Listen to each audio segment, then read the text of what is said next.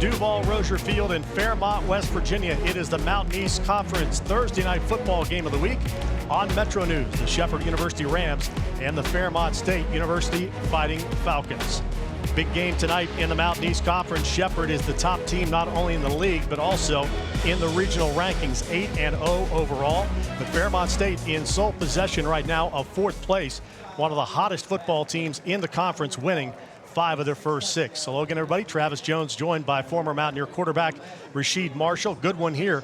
Shepherd 8-0. They've won 9 out of the last 10 in this series, Rasheed, but this is a Fairmont State football team that's playing their best football in the last 5 years. Right, and for Shepherd, they just need to come out. They're a very sound football team, be disciplined, do everything that you've done all year. For Fairmont State, come out, try to get some things going against this great Shepherd defense. Yeah, for Shepherd, it all starts with their outstanding quarterback, Jeff Zimba.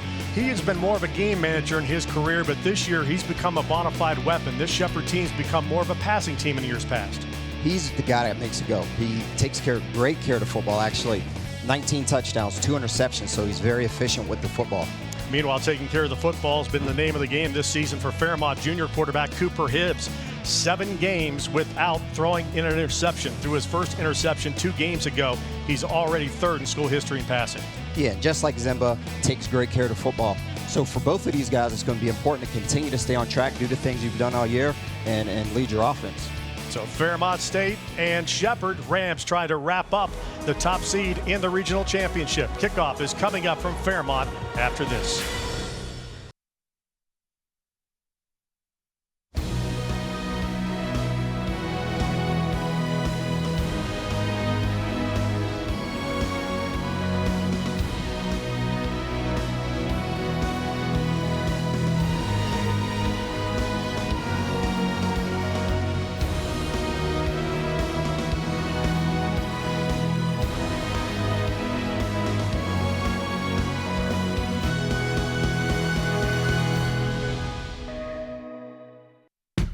Coming from a small town and a high school graduating class of just 30 students, I had no idea what to expect at college. what I found at Fairmont State are limitless possibilities. I'm the student government president. I work in the admissions office, I'm double majoring. and I have a great internship this year. I can really say my life changed here. I'm Mitch Moore.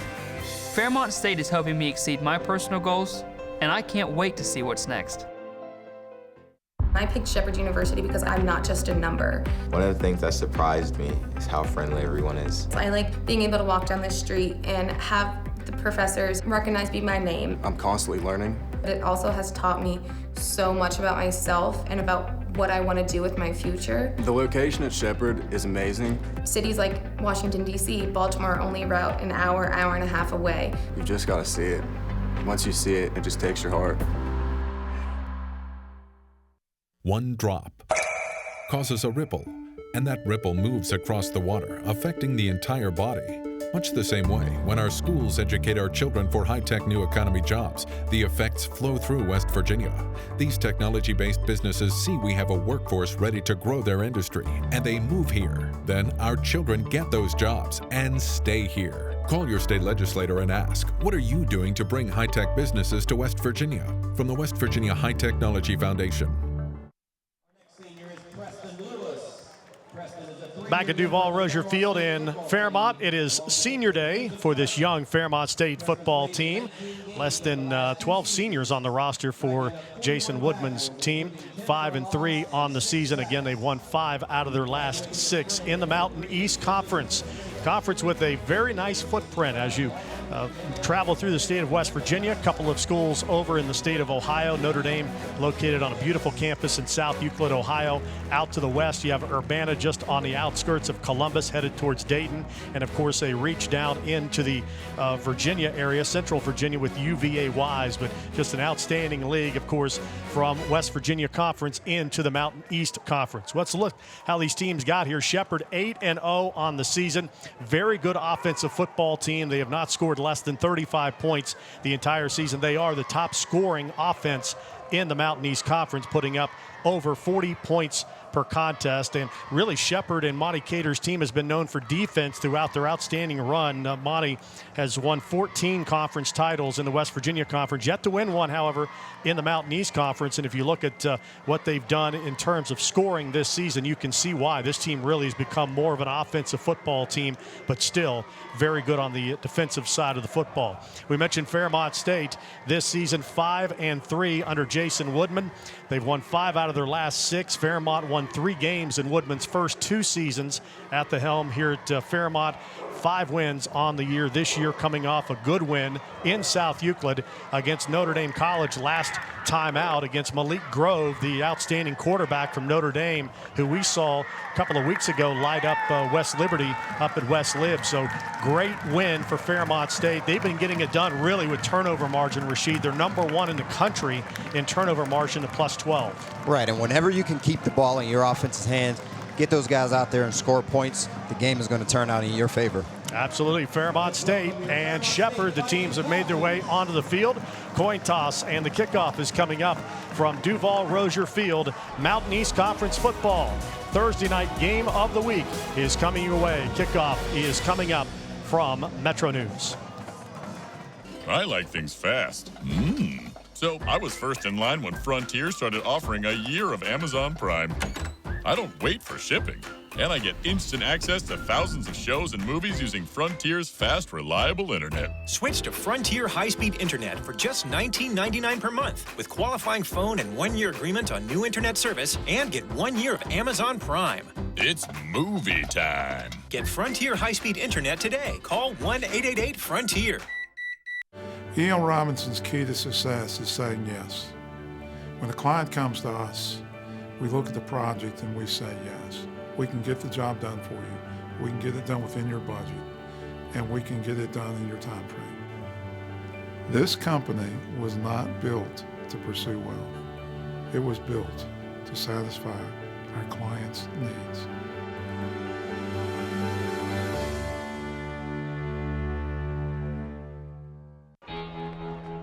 Cheer for the stumbles.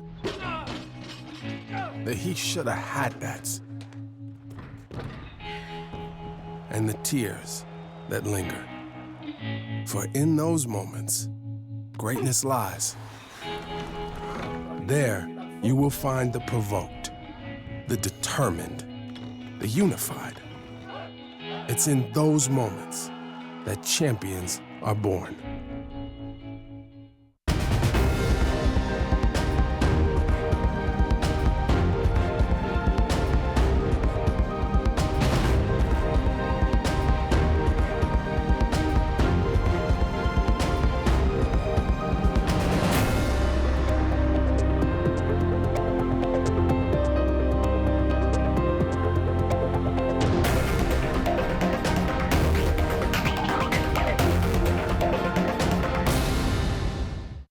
This is Mountain East Conference Thursday Night Football, brought to you by AARP.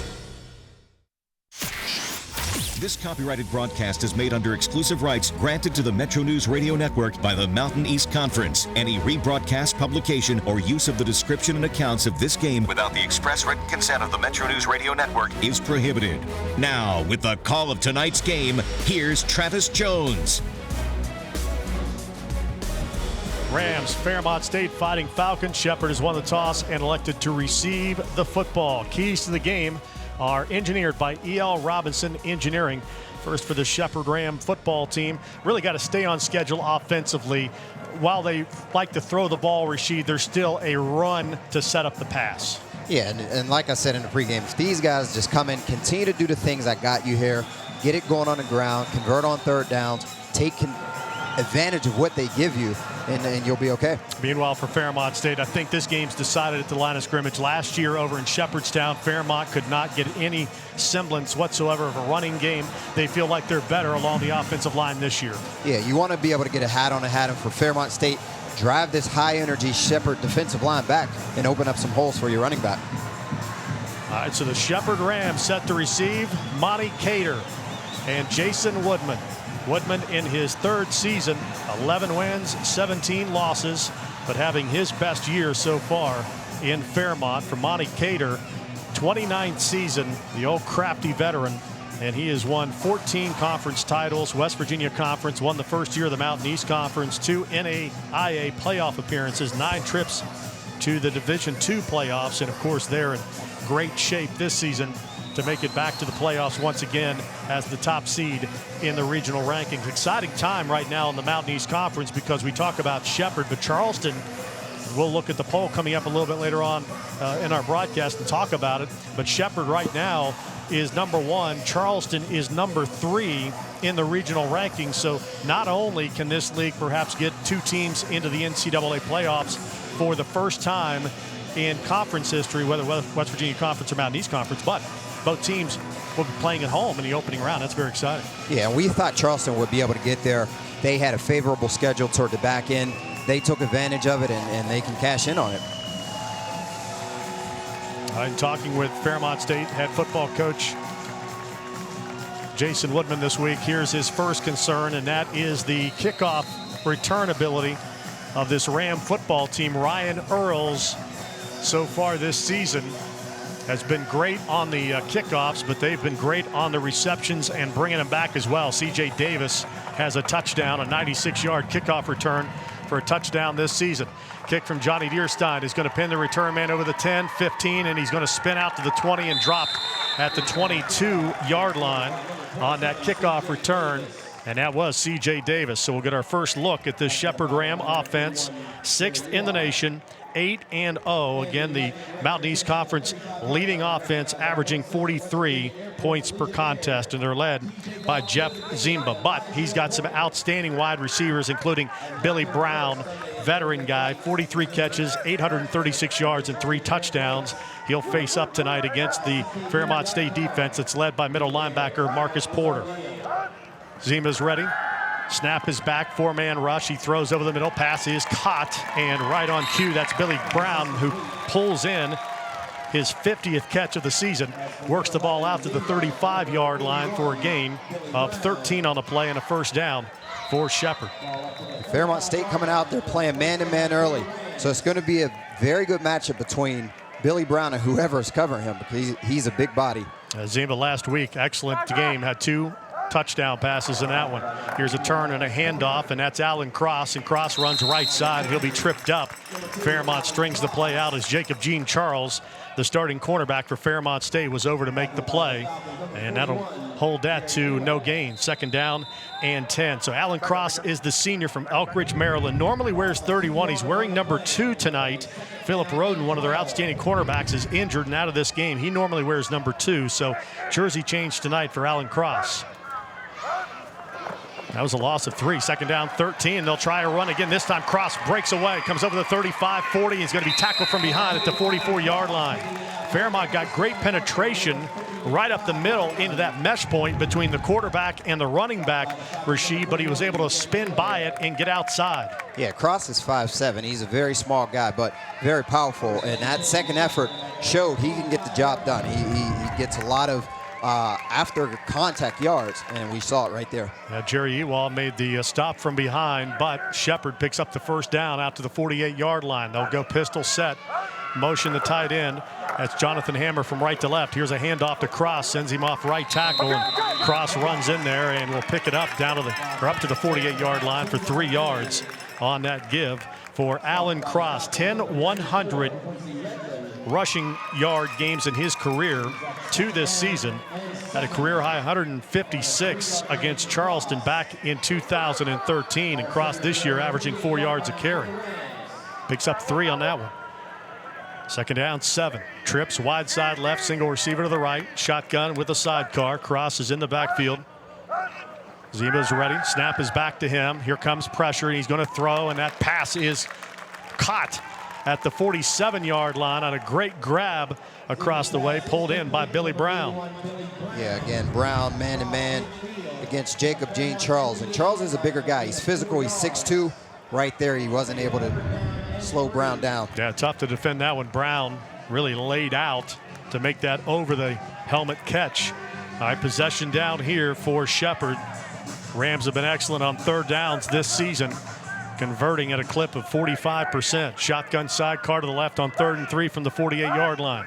Hard count. Zimba takes the snap. He throws the quick slant. Brown makes the catch. Jacob Jean Charles makes the tackle, but it's a first down for Shepherd to the 43-yard line on that quick slant.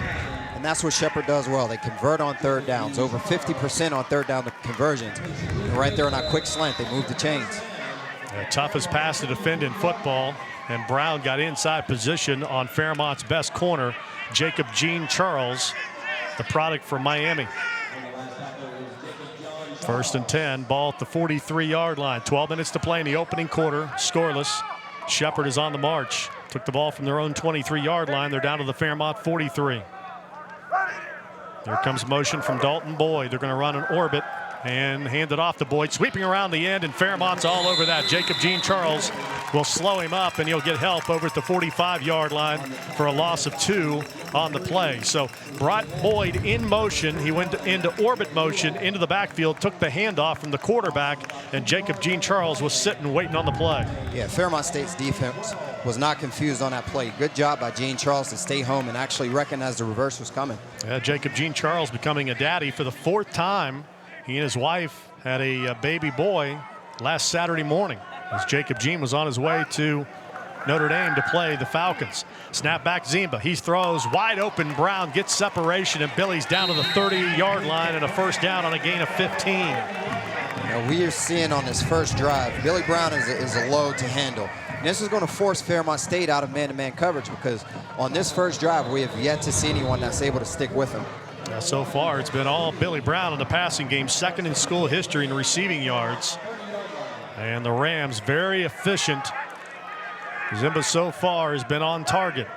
Shotgun, sidecar. He'll take the snap. Play action, looking deep. It's a fly pattern, looking for the receiver. He stumbles in the end zone, incomplete. Trying to hit Dalton Boyd, and Boyd was step for step with Fairmont's defender. And again, that was Jacob Jean Charles in the end zone, and Boyd just stumbled at the goal line. Pass falls incomplete, and the down goes to second. Yeah, Shepherd really going at Jean Charles right now. Something that they see, they think they can take advantage. I think Shepherd thought they were going to get a pass interference call on that. I think there was some incidental contact. Good coverage by Jean Charles. Yeah, Brown now's matched up on Calvin Pringles, and he normally is the guy that teams will pick on in terms of the defense. Here's a bootleg rolling out. Zimba throws underneath, and the fullback makes the catch, and that's big John Hammer. Great name for a fullback, the 6', 238-pound senior from Jarrettsville, Maryland. And just coming out of the backfield, fakes a block, goes inside the defensive end, and a nice little dump down pass. Yeah, you can't go wrong with the last name Hammer at a fullback position. But good job by Zimba. He could have ran it right there, went ahead and took the check down option. Continue to get positive yardage. 3rd down and 3. Zimba has him up to the line. Jabri Lawley's checked into the backfield. Here's a snap. Zimba throws it on a crossing route, and the pass is caught speed. 15 stepping out the 10-yard line. That was Tony Squirwell. The 5'7", 170-pound lightning in the bottle. Cheltenham, Maryland made the catch on that cross and just outran Darius Lee, the linebacker transfer from the University of Virginia. First down and goal to go for Shepherd. And this is what you get from Shepherd. You have Billy Brown at 6'4", and Tony Squirwell at 5'7", who's a speed guy. They can take you deep with him, or they can check it down to Billy Brown, and they have weapons. First and goal from the 10. Here's a dump pass into the flat. It's caught by Lawley. He turns upfield with downfield blocking. Will stop and be corralled by Jerry Ewald at the 6-yard line. Good job out of Fairmont State defense. Coming in converging on the ball. It's just a quick little screen play by Shepherd. Yeah, this Fairmont defense has been susceptible to those little dump-off passes out of the backfield. And a great job that time by Zach Crisp, the defensive coordinator of Fairmont State's defense, to get out there and hold that to a 4-yard gain. Second down goal from the 6. Broken out of the right. Zimba toss sweep coming to Lawley. Lawley needs a kick-out block. He's got the corner at the 5. Lawley dives to the goal line. He's in. Touchdown. Shepherd Rams. Jabri Lawley, the junior from Wilmington, Delaware, runs it in for his team-leading 12th rushing touchdown of the season. Just old-school toss sweep with a good lead block from Hammer. Yeah, and you mentioned it. That's just a traditional toss sweep. And Lawley at 6', 218. He's a load, so if he falls forward, he's going to gain positive yardage. It was good job by the Shepherd offensive line, just getting the hat on the hat and getting some push. Ryan Earls is on for the extra point, second in school history in kick scoring at the post to the left to try to make this a 7-0 lead. Snap back, hold down, kick on the way, and the kick is good for Ryan Earls. So a touchdown run for Alan Cross with a good lead block from Jonathan Hammer as Hammer got to the linebacker Marcus Porter. Shepherd takes a 7-0 lead. You're listening to Thursday Night Football from the Mountain East Conference. At Urbana University's Center for Adult and Professional Studies, students complete career-relevant degrees in as little as 24 months in small class sizes, taught by accomplished faculty whose accessible, open-door policies foster a mentor relationship that continues through college and beyond. To find out more about earning your degree and how Urbana can focus on your success, call 1-855-7-URBANA.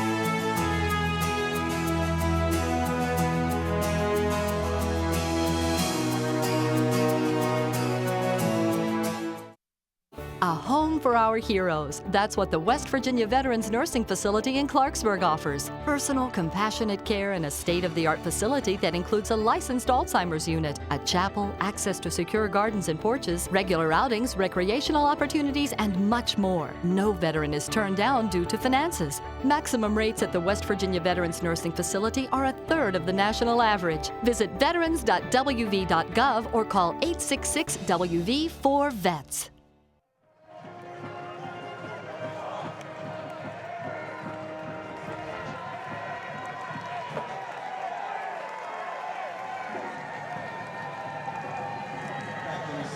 Beautiful Fairmont State campus, and of course just across the way from the football stadium is the centerpiece of the campus, the Student Union, known as the Falcon Center here on the FSU campus.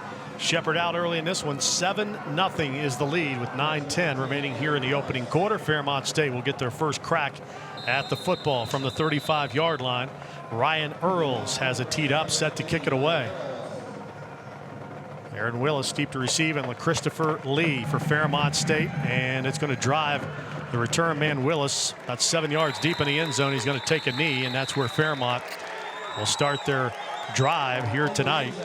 First drive of the night will come out to the 25-yard line. Players to watch for Fairmont State, presented by the High Technology Foundation. Fabian Guerra, outstanding wide receiver from Fairmont State, just under 700 yards receiving on the season, and a good defensive matchup. It seems like we've got strengths on strengths here tonight on these matchups, and Keon Robinson's a good one. Yeah, Keon Robinson is that spur position. He's that safety hybrid position. He's a guy that can get down in the box and help out with run support, and he can also cover out in space. All right, Cooper Hibbs, starting quarterback for Fairmont State.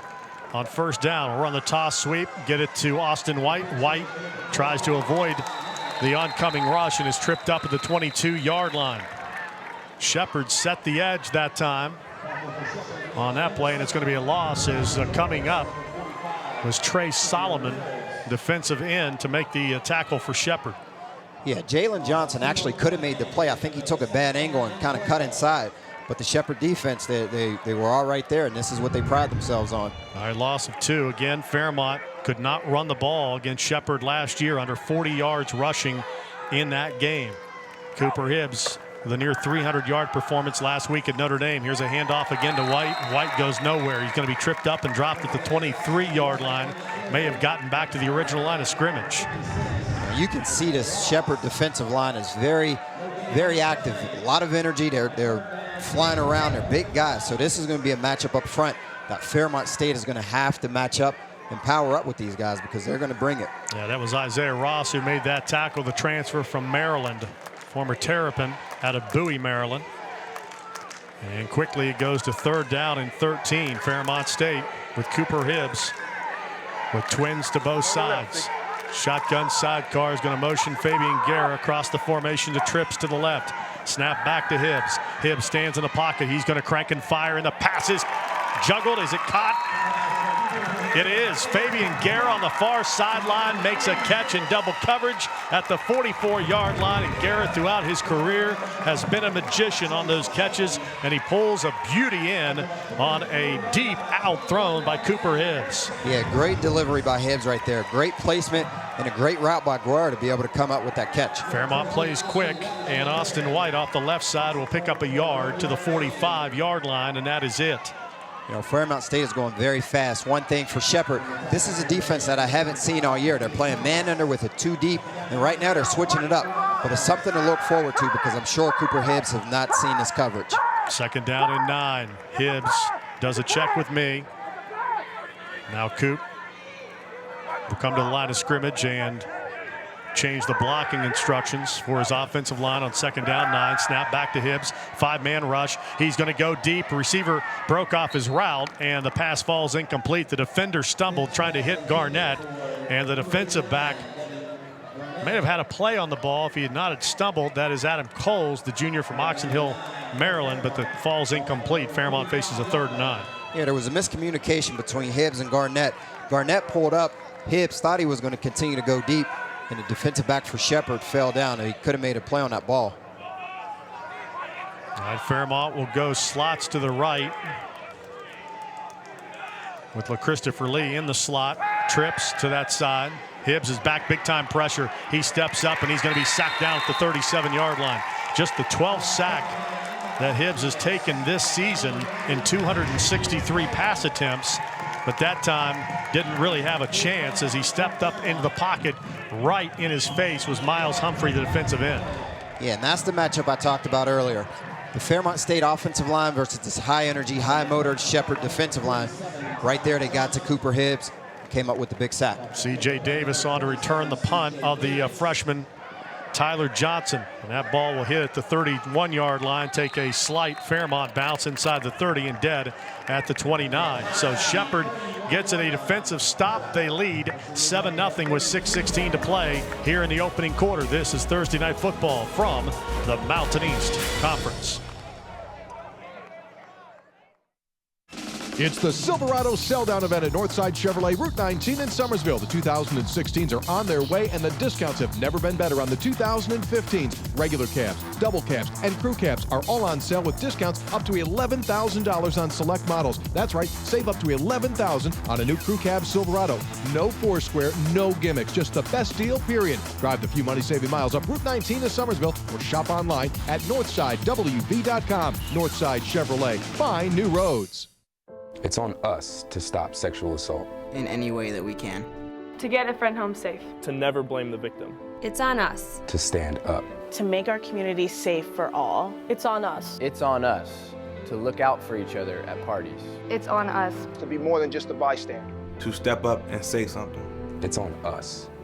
All of us. To stop sexual assault. Learn how and take the pledge at itsonus.org. One drop causes a ripple, and that ripple moves across the water, affecting the entire body.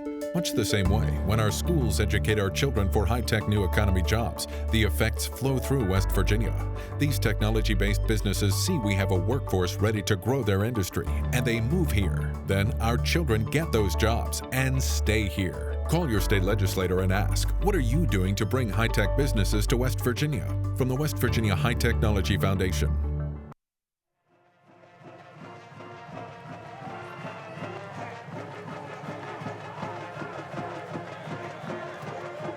Well, the 6th-ranked Shepherd Ram football team right now, number 6 in the American Football Coaches Association Division II poll. The only Mountain East Conference team currently ranked in the top 25 in the poll, but number 1 in the regional rankings, and that's the one that matters the most right now to the Rams. Snap back, Zimba steps up in the pocket, has plenty of time, fires deep. Billy Brown makes the catch inside the 30. He's down inside the 25 and tripped up by Jacob Jean Charles at the 23-yard line. Great job by Jeff Zimba right there. Stepping up in the pocket, again, Brown, Jean Charles, man-to-man. It's going to be a battle that we might see all game. Brown again coming up with the big catch. Yeah, gave Gene Charles a little hitch, not completely a stop and go, didn't break stride, but enough to get that separation. You mentioned it, Zimba stepped up into the pocket and found his receiver down the far sideline. Fully loaded shotgun, 1st and 10 for Shepherd, ball at the 22-yard line. Going to send Brown in motion from left to right.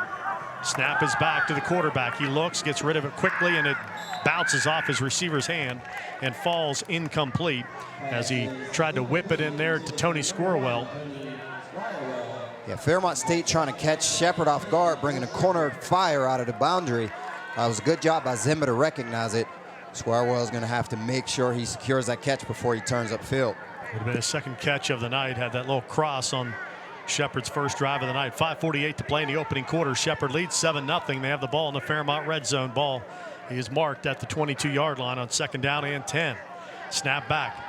Zimba stands in, fires, passes deflected in the air, and it is going to be caught off the deflection and then dropped. Fairmont had an interception at the 25-yard line, but you had Jerry Ewall along with Calvin Pringles collide, and they knocked each other off of the ball, and it was nearly caught by a Shepherd player off that deflection. Yeah, there's a saying in football that tip balls get picked for quarterbacks. And right there, Fairmont State almost came up with one. Alan Cross almost secured the catch off of the tip, but wasn't able to catch it. Big down here. Shepherd faces a 3rd down and 10. Ball at the Fairmont 22. They lead 7-0. Shotgun sidecar, snap back. Quarterback Zimba stands in. He looks right now. He tries to escape. He's on the run at the 20. Squares his shoulders, fires into the back of the end zone. Pass is caught, but it's caught out of bounds and incomplete. Angelo Gene Lewis, the intended target, in the back of the end zone. The transfer from Fork Union and then Maryland. And again, you see Zimba is able to keep plays alive and find a guy in the back of the end zone. Pretty well bracketed by Fairmont State. Calvin Pringles and Manuel Ivey made sure if he made that catch, it was going to be out of bounds. Yeah, Zimba doing a good job right there. Great pocket presence and being able to shuffle around a little bit and try to find that receiver in the back of the end zone. Unfortunately, he was out. 39-yard field goal attempt for Ryan Earls at the post to the left to try to give Shepherd a 10-0 lead. Snap back, hold down, kick on the way, has plenty of leg. Does it have the accuracy? No, he pulled it off to the right, and it is no good. Ryan Earls, the senior, misses for just the, well, actually first field goal miss of the season there for Earls. He's missed 4 point-afters this season. And Fairmont will take over after the missed field goal at their own 23-yard line with 5:28 to play in the opening quarter. So big stop there for the Fairmont defense. And I thought that was a good response by the Fairmont defense coming out on that first play of the last series. You go deep, you have Billy Brown on that big reception, and Fairmont State bucking up a little bit and holding their own deep down in their territory. 1st and 10 for the Fighting Falcons. Ball at the 22. 5:28 opening quarter, 7-0. Shepherd on top. Christopher Lee goes in motion from left to right. Play action. He's back to pass. Hibbs wants to go deep, and he's looking for Brandon Boyd, and Boyd comes back and makes the catch on a comebacker at the 34-yard line, down to the Shepherd 34, and a big pass completion to the freshman, Brandon Boyd from Redondo Beach, California. Yeah, Brandon Boyd is a guy I saw earlier this year. He comes up with some big catches. He can get down the field really quick. He's a fast guy and short-hand receiver. Going against C.J. Davis on that one. Fairmont to the 34 of Shepherd. Shotgun sidecar to the left. Snap back to Hibbs. Hibbs throws over the middle. The pass is broken up. Boy, Davis comes back with a beautiful deflection on a pass intended for Boyd. Yeah, it was a good defensive job by C.J. Davis right there, being aware of where that football was at. Fairmont State trying to run a skinny post with Brandon Boyd, who actually got to the inside and had good position, but C.J. Davis coming up with the good defensive play. Did a great job of keeping his hands off of Boyd's back and able to work in front of him to get his hand out for the deflection. Trips wide to the left, single receiver to the near side. That's Boyd and Davis. That's man coverage. The safety is rolled to the far side of the field. Here's a snap. They'll run that way. White with the run will take it down to the 32-yard line, and he is wrapped up by Octavius Thomas, the inside linebacker from Myrtle Beach, South Carolina. Yeah, for Fairmont State, Austin White is a guy that you definitely want to get lathered up and get going. He's been a guy who's been explosive for them on the ground, so he can be a plus if they can get this Shepherd defense out of their playing territory. Had a 100-yard rushing performance last week against Notre Dame. He's running in place of Terrell Charles, their starting running back from Elkridge, Maryland, who's out for the season with a separated shoulder that occurred late in the UVA-Wise game. 3rd down and 8 for Fairmont. Trips, mellow motion to twins to both sides with Garrett. Snap back, here comes pressure. Hibbs stands in, fires, easy interception. Picked off at the 15-yard line for Shepard on the return over the 30, 35, swinging to the near side, 40, needing a block, 45, 50, 45, 40, 35, 30, jumps over a defender at the 10, the 5, and he dives down to the goal line on the interception. Adam Coles, and they'll rule him down. The knee hit at the 2. So just the 2nd interception thrown this season for Cooper Hibbs. Pressure came, Hibbs had to throw it quick, and that was an easy interception right over the middle. Yeah, we saw that skinny post that Hibbs tried to connect with Brandon Boyd on this sideline, on the far sideline, and just tried the same thing. Great job by the Shepard defensive back right there, being able to basically accept the gift, because Cooper Hibbs didn't. That was not one of his better throws, and it proved costly in that situation. Yeah. Coles coming up with the great pick. return too by Coles up the near sideline, little hurdle over a defender to get down to the 2-yard line. 1st and goal. They'll go direct snap. Flag is down, however. Snapped it back to Lolly. He was in the shotgun, but flags come from everywhere. So we'll check the flag. We don't have the play clocks operative here tonight. Here's Kenny Johnson, illegal our official. Defense lined up with 12 players. Head to distance to the goal. Still 1st down. Stephen Turner was the 12th guy out there for Fairmont State, so that'll cost the Falcons a yard. And we'll see if Shepard now will go with the same type of formation. They will. Quarterback Zimba is lined up to the near side. Shotgun depth for Jabri Lolly. He'll take the snap. Quarterback run. Easy touchdown. He runs right up through the middle behind John Hammer. And it was so well blocked up front that Hammer, who's supposed to be the lead block fullback, he didn't have anybody to block. Yeah, that's when your job is easy. You don't have a soul to touch right there. And for Hammer, he just walked through. And as a lead blocker, you're looking for someone to hit. Easy walk through by Jolly right there. And Shepard goes up. Another touchdown. Yeah, great trap block from Levi Floyd, the redshirt freshman from Falston, Maryland. Open it up, and Shepard jumps out to a 13-0 lead off the big interception from Coles, who returns it all the way down to the Fairmont 2-yard line. 3:58 to play in the opening quarter. Rams lead 13-0, and Ryan Earls is on for the extra point. They're late getting a sub out there as Shepard. And can't tell you where the play clock is. They're keeping those on the field here for the moment. Snap back, hold down, kick from Earls. That kick is up, and he missed it. So Ryan Earls has missed a field goal and now an extra point here in this opening quarter. So very uncharacteristic start for the senior place kicker, who's 2nd in school history in kick scoring. 13-0 Shepard leads in this game. But I'll tell you, if you've seen Shepard once, you've seen him 100 times. This is what they do. They're very opportunistic. They don't do anything really, all that flashy. Although this is probably the most passing I've ever seen out of a Monte Cater football team. But, certainly it has worked. I think Cater coming into the season knew in order for his team to compete in the super region and find themselves in the #1 spot that he was going to have to throw the football. But, as we talked about, Shepard's 8-0. Bowie State is also 8-0.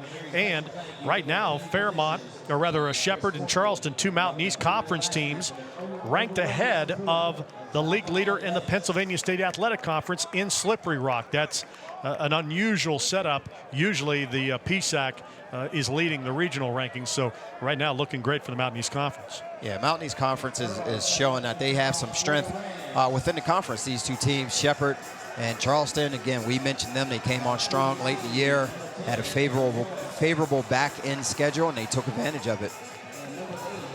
All right, Ryan Earls will kick it off. And early in this one, but you get the feeling this possession for Fairmont State, they've got to get points or this thing could get away in a hurry. Yeah, very important for them. I think Cooper Hibbs needs to put that last play behind him, try to come out, get something established here. Again, try to get Austin White going on the ground, help your passing game out by complementing it with the running game, and see what you can muster up. All right, Earls on the run up from right to left, boots it, This one going to be a short returnable kick. Going to be taken by Aaron Willis at the 10. Comes over the 20 to the near side, 25, and he is hit and sawed in half at the 25-yard line on a textbook tackle from the special teams from Reggie Carroll, a backup running back from Newcastle, Delaware. And this is how you tackle somebody. You lower the shoulder and helmet, put it right into the midsection. Yeah. We've seen time after time where special teams play can build momentum for your team and kind of set the tone. We'll see if the Shepherd defense can play off of that big hit. Yeah, Willis really fortunate to hang on to the football there as well. At 1st and 10, ball at the 25-yard line. Quick pass caught by Boyd, and he'll step out of bounds at the 31-yard line. So a quick gain of 6 for Brandon Boyd. His second catch of the afternoon, just a quick rhythm throw, and may see Fairmont State try to adjust their throws a little bit here because of the pressure that Shepherd is getting on quarterback Cooper Hibbs. Have to get rid of the ball a little quicker. Yeah, and as an offensive coordinator, you want to be able to get your quarterback into a rhythm, and getting into the deep drops, the 5 to 7 step drops with pressure is not good. So it's very good for Fairmont State to slow it down and try to get some things up front. Take some pressure off your defense, too, if you can get some first down. Same route, same completion, Boyd, and he's going to be drug out of bounds by C.J. Davis at the 34-yard line. Fairmont is going to be a yard shy of the first down on 3rd down. Fairmont wants to go quick. Shepherd gets set defensively. Here's a snap, and here's a run for White, and White is going to be gobbled up, dropped back at the 31-yard line. Could not get around the corner. On 3rd and a yard, he loses 3 yards, and it's all about setting the edge. And Shepherd, with an easy defensive play that time, is unblocked, was Chenille Jenkins, the defensive end senior. Yeah, we've seen this Shepherd defense. I mean, they're high energy, they're flying around, and right there you had about 5 guys to the football, setting the edge and not giving Austin White anywhere to run. Here comes pressure. Johnson gets the punt away, angles it to the far sideline, and it is caught by C.J. Davis, and he'll step right out of bounds after making the catch at the 34-yard line. So pressure swings back to the Fairmont defense. They've been on the field this entire opening quarter, 2:38 to play, 13-0 Shepherd on top. Yeah, you know, I just thought the same thing. This Fairmont State defense is not getting the rest early on. They've been out on the field playing a lot of plays, and Shepherd is kind of wearing them down. So we'll see how this course of this game plays out. 124 yards for Shepherd, 64 for Fairmont State so far in this opening quarter. Back to work come the Rams. Here's a handoff to Cross, finds the cut, comes over the 35-40 and out to the 41-yard line. Tackled on the play by Trevor Malnick, the Fairmont product, played at Fairmont Senior High School. That's a gain out to the 41-yard line on just a stretch give for Alan Cross, the senior. Yeah, and I mentioned Cross is only 5'7". Right there, Fairmont State had a good push by their defensive line, but Cross, being a smaller guy, was able to kind of pick and choose the holes he wanted to get through and got positive yardage. Wing right comes in motion. That's Hammer. Now he comes back on a crackback block. They hand the ball off to Cross, and he'll just stick his nose into the pile and push it out for 2 yards. Out to the 43-yard line, bring up 3rd down and a yard. You know, this is going to be an important down for Fairmont State. I mentioned earlier, Shepherd is very efficient on 3rd down, over 50%, and this will be a money down for Fairmont State to see if they can get off of the football field. All right, they'll load up the left side of the line. Does Shepherd, tight end and a fullback in a tight slot. Now the slot goes in motion. Dalton Boyd to balance, turn, hand the ball off to Cross, and Cross needed a yard, and he will be close to the lead stick. Needed to get to the 44-yard line, and that's about where he got. So Cross takes that handoff. And was tackled by Marcus Porter. Trevor Malnick was involved on the play, and they'll mark it just short. So it's going to be 4th down and about a half yard, and Shepherd will bring the punt team on. Yeah, good job. You have to give Fairmont State credit on defense right there, getting their defense off of the field. Ryan Venner is the punter, just up the road in Morgantown, former Mohegan. It's on the punt, standing back at the 30-yard line. Snap is back, flag is down, and we're going to have a false start here on the Shepherd Rams. That'll cost them 5 yards. Again, Kenny Prior Johnson. snap, false start.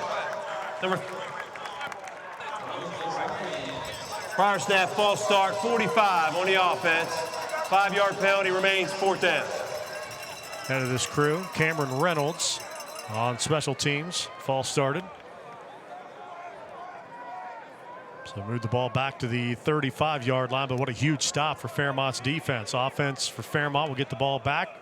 Under a minute to play here in the opening quarter, trailing 13-0.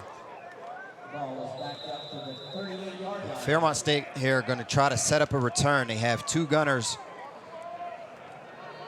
flanked out to try to hold up Shepherd's guys to get down the field, and they'll try to give their returner some room. Christopher Lee is back. He comes up on the punt, makes the catch at the 22-yard line, picks up a block over the 25, little stop and go, and he's gobbled up at the 28 and dropped on a nice special teams tackle by Miles Humphrey. So with 26.8 seconds remaining until the end of the opening quarter, Fairmont takes over 13-0. Fairmont State trails. Falcons back to work, and thus far we mentioned one of the keys of the game, Fairmont getting a running game going, but the line of scrimmage has easily been controlled by Shepherd so far, and really doing it with just a 4-man front. It's an even front. In the pistol set, now White lines up sidecar to the right, handoff to White, and White's going to be hit, and White's going to be dropped. May have gotten a half yard off the left side at the 30-yard line, as again that defensive line from Shepherd really controlling the gaps. Yeah, you really can't say enough about this Shepherd defensive line. These guys are big and strong, and they're controlling this line of scrimmage up front. And as you mentioned, it was one of the keys to the game. A year ago, Fairmont State not able to get a lot going on the ground, and it's kind of proven the same way this year. Yeah, just allowing the linebackers to flow to the ball. Cameron Reynolds made that tackle. So Shepherd, very efficient opening quarter of play. Fairmont State offensively, frustrating first quarter of play. 13-0 Shepherd leads Fairmont at the end of one. This MEC Thursday night football game is presented by AARP on Metro News. I like things fast. So I was first in line when Frontier started offering a year of Amazon Prime. I don't wait for shipping, and I get instant access to thousands of shows and movies using Frontier's fast, reliable internet. Switch to Frontier high-speed internet for just $19.99 per month with qualifying phone and 1-year agreement on new internet service, and get 1 year of Amazon Prime. It's movie time. Get Frontier high-speed internet today. Call 1-888-FRONTIER. E.L. Robinson's key to success is saying yes. When a client comes to us, we look at the project and we say yes. We can get the job done for you. We can get it done within your budget, and we can get it done in your time frame. This company was not built to pursue wealth. It was built to satisfy our clients' needs.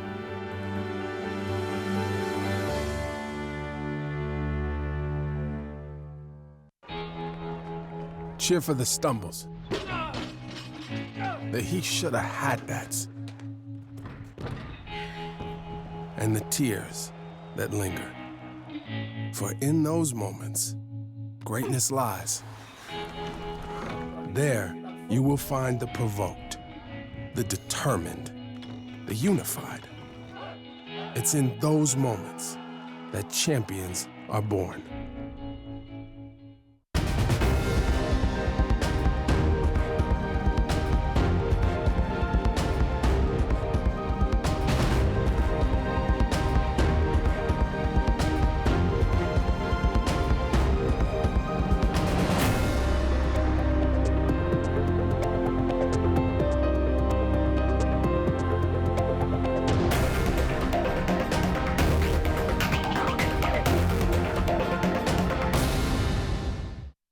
This is Mountain East Conference Thursday Night Football, brought to you by AARP.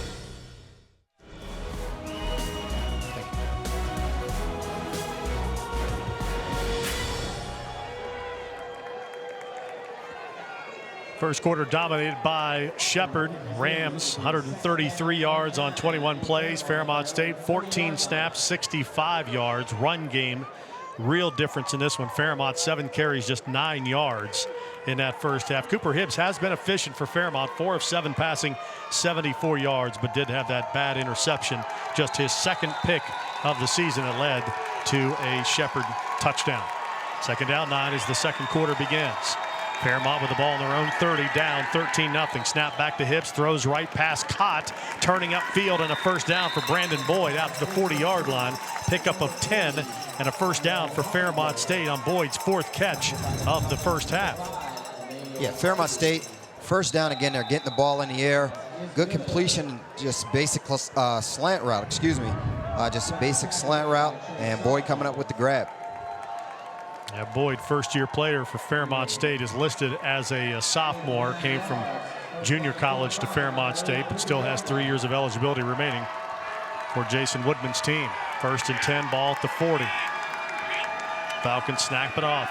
And here's an inside give to White. He tries to burrow his way off the right side, and he'll pick up a yard out to the 41-yard line.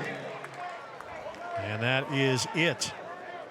So Fairmont, they have had games like this season where they have difficulty running the football early.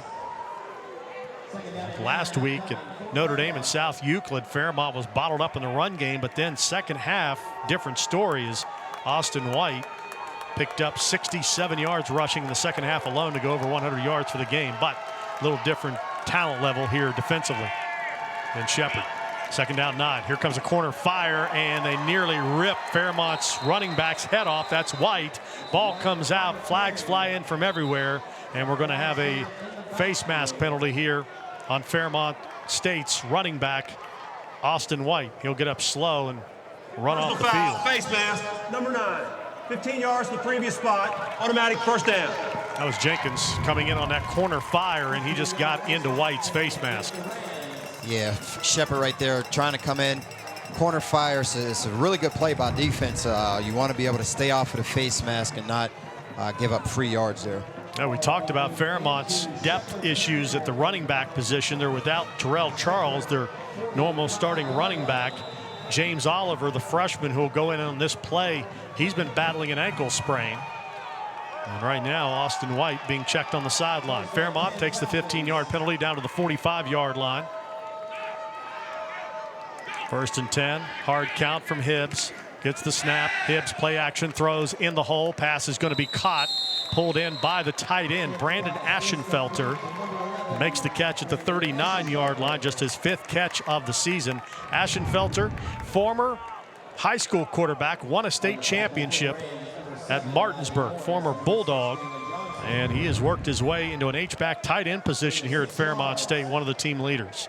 You know, I think initially Cooper Hibbs was somewhat confused by the Shepherd defense. He's figured it out. Shepherd trying to show a disguise. They've been coming out, showing a cover 4 look, and right before the snap of the ball, walking a safety down into the box, kind of rolling into cover 3. And again, I think Cooper Hibbs has figured it out. Gain of 6, second down and 4. Snap back to Hibbs, and he throws the quick slant pass, caught Fabian Guerra, and that'll be a Fairmont first down to the 33-yard line, working on Jalen Johnson, the linebacker. Yeah, Jalen Johnson is the guy who is coming down into the box, and that's more to help with run support, but you still have to be able to cover right there. First down, Fairmont State on Guerra's 53rd catch of the season, now over 700 yards on the year. And of course, he became known nationally for the unbelievable catch that he made last year on this field, a play that made SportsCenter on ESPN's top 10 plays of the year. That was an unbelievable catch. Didn't see it live. I saw the replay. There's a handoff, and that is Oliver, the freshman running back off the left side. He'll find a crease, take the ball down to the 31-yard line. So picks up a hard yard on that one off the left side, as Fairmont really has tried to get outside. They've tried the middle between the tackles, and this is just a great run-supporting team. That was Adam Coles who had the interception in that opening quarter, who came up and pinwheeled him. Yeah, trying to get outside on this Shepherd defense is going to be a tall task. These guys are fast. They fly to the football. So you're going to have to try to pick and choose between the tackles where you want to run. Hibbs shotgun, barks instructions, trips to the right. Hibbs is back, throws a timing pattern, and Garnett running stride for stride with the defensive back, Adam Coles, and the pass falls incomplete. Ball was thrown more towards the numbers, where Garnett was out of the numbers towards the sideline and really didn't have a chance to work back to that one, as Coles did an excellent job using his body to shield him. Yeah, Coles in good position, basically had him shielded off. Cooper Hibbs needs to get that ball more toward the outside because that's a deep route and the defender is going to be on the inside. So you want to make sure you get that ball over the shoulder toward the outside. 3rd down and 9 for Fairmont State. Ball at the Shepherd 31-yard line. Shepherd leads 13-0, 11:40 to play until halftime. Motion to Christopher Lee to trips to the right. Snap back to Hibbs, 4-man rush. Hibbs stands in, he throws, pass is caught by Boyd. He takes a shot in the back, but hangs on at the 20-yard line, 11-yard pickup and a 1st down. Yeah, Boyd coming up with a good grab right there. C.J. Davis delivering a blow, and it was a good job by Boyd to hang on to that ball after receiving that contact. You make that catch over the middle, you know that hit's coming.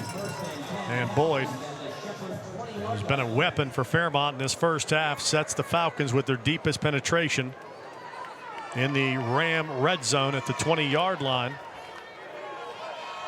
And the 6th first down of the night for Fairmont State. They'll go fully loaded shotgun.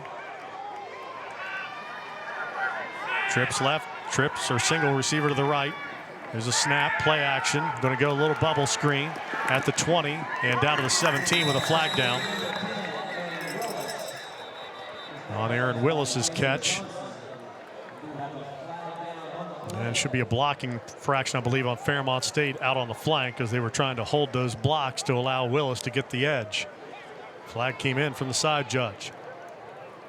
Initial call is holding on Fairmont State.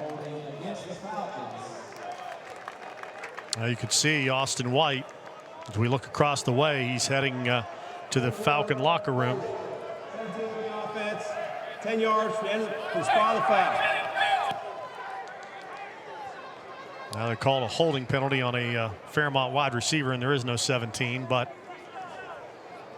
that's bad news to see Austin White because, again, this is a very thin running back core for Fairmont State right now, and White goes out after getting that face mask penalty earlier this drive.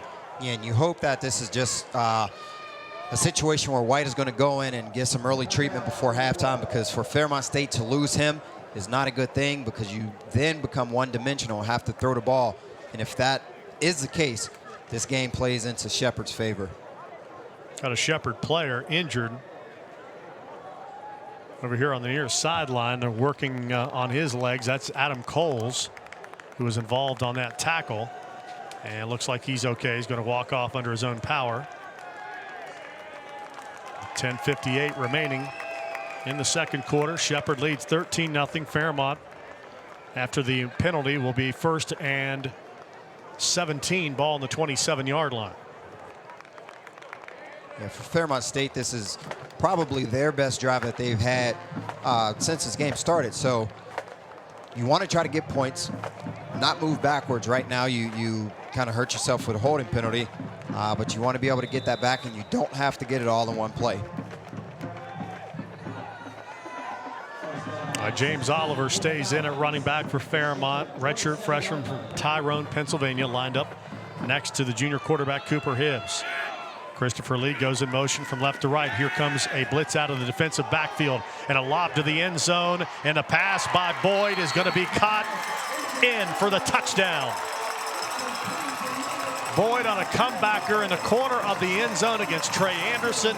Hibbs laid it out there, and Boyd worked his way back to the ball and had just enough space to get that foot down for the touchdown. Yeah, well, first of all, you have to give Fairmont State's offensive line credit for picking up that blitz. Second of all, I thought that was good placement by Hibbs, and even better tracking the ball by Boyd, coming up with that ball on the outside shoulder.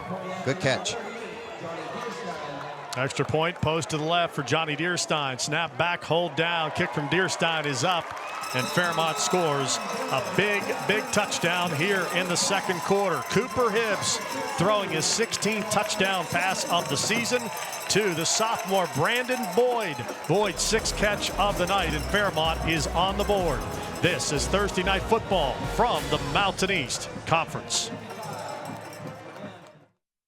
Hi, it's Tony Caridi with your invitation to join us every night for the Northside Automotive statewide sports line. If it's happening in West Virginia and it's sports, we'll talk about it. So join us here nightly at 6:06 for the Northside Automotive statewide sports line.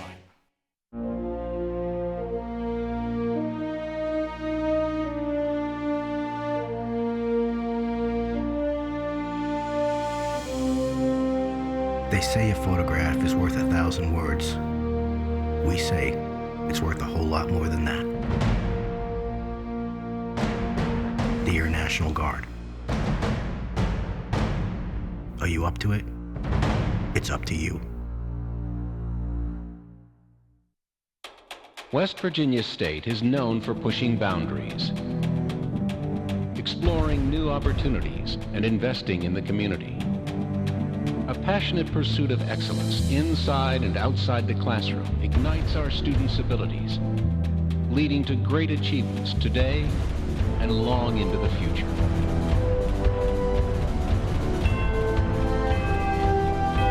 Find your passion at West Virginia State University. Hi, it's Tony Caridi with your invitation to join us every night for the Northside Automotive statewide sports line. If it's happening in West Virginia and it's sports, we'll talk about it. So join us here nightly at 6:06 for the Northside Automotive statewide sports line.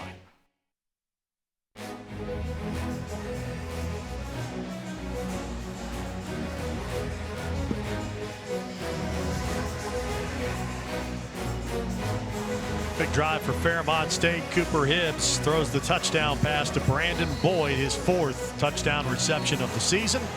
Nice drive, 10 plays, 71 yards, 4:49 off the clock, aided by a 15-yard face mask penalty against Shepherd, but really a costly one for Fairmont State as one of their 2 somewhat healthy backs goes out of the game. Austin White, with the apparent neck injury, was carted off the field, or carted to the locker room. And we'll hope to get an update on him coming up at halftime. Yeah, for Fairmont State, again, you hope that everything is okay with Austin White, because he's a guy that can kind of get your offense going on the ground. So I'm sure Oliver is a guy that can fill the role, but Austin White is your guy. Robinson and Davis deep to receive. Johnny Deerstein has it teed up for Fairmont at the 35-yard line. We thank you for joining us here on the Metro News Channel and Metro News Radio across the state for Thursday night football from the Mountain East Conference. It will be Cross on the return, or make that Davis over the 5, 10, 15, over the 25, and he's going to be ripped down right at the 25-yard line by Stephen Turner on a special teams tackle for Fairmont State. So Shepherd goes back to work after their first 3 and out of the football game on their last drive, and you can see why C.J. Davis is so absolutely explosive on those kickoff returns. Sees the seam, and a great open field tackle made by Stephen Turner will set Shepherd up with the 1st and 10, ball at the 25-yard line. Yeah, the good returners are the fearless ones. You want a guy that's going to catch that ball and just hit that seam at full speed and go. Alan Cross in the backfield, lines up in a pistol set. Zimba's ready, play action. He's going to slip it into Cross's belly, and Cross tries to spin out to the left, and Fairmont has him surrounded. Jerry Ewall, first-year player for Fairmont State, makes the tackle at the 24-yard line. Redshirt freshman from Baltimore, Maryland. And that time, Fairmont had that A gap all clogged up. Quincy Redmond also came from the backside, the product from Kaiser, West Virginia. Yeah, this Fairmont State defense coming to life a little bit, showing some energy and playing on Shepherd's side of the line of scrimmage. Loss of a yard brings up 2nd down and 11. Shotgun sidecar to the right, twins to both sides of the field. Billy Brown's been quiet since the opening drive. Snap back, look over the middle, and there's Brown. He makes the catch, wide open at the 40, tripped up and dropped right at the 41-yard line. Shahid Lovett made the tackle, the transfer from Temple, but right on cue, there's Billy Brown. Yeah, and just as soon as you mention it, Billy Brown coming in, finding a soft spot in that zone. Good job by Zimba finding him. They convert once again. Ball out to the 40. So Billy Brown closing in on a 100-yard receiving performance here in the first half on his 6th catch. 1st and 10, ball at the 40. Turn, here's a handoff. Lally gets to the edge, 40, 45, 50, Lally going to be tripped up at the 45-yard line across the way.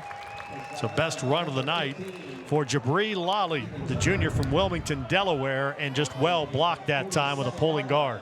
Yeah, good job up front by Shepard. And if you're the Fairmont State defense, this is what you do not want.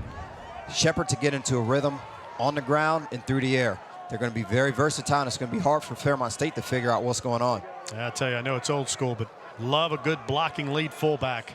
And Hammer fits that mold beautifully. Zima's back to pass, has pressure, avoids Redmond. He's going to crank and fire down the field. Pass is going to be caught at the 10-yard line, pulled in by Dalton Boyd over the defensive back's head, and he is spun down to the 5-yard line. Yeah, that play started with Jeff Zimba up front. Good job recognizing you have pressure in your face, and that's a hard play to make coming off of a naked bootleg and having to pull up like that. Good awareness, good job to step up, keep your composure, and giving Dalton Boyd a chance to make that play. First and goal at the 5-yard line. Overload to the right. Here's a direct snap. They'll run that way, and a flag comes in, and the running back, Lally, who took the direct snap, he goes down at the 6. 10-yard penalty remains first down. And my boy, Jonathan Hammer, who I just bragged on, the fullback, picks up a holding penalty and will take the ball back outside the 10-yard line. Shepard gets the down over. 8:45 to play until halftime. Rams 13, Fairmont State 7.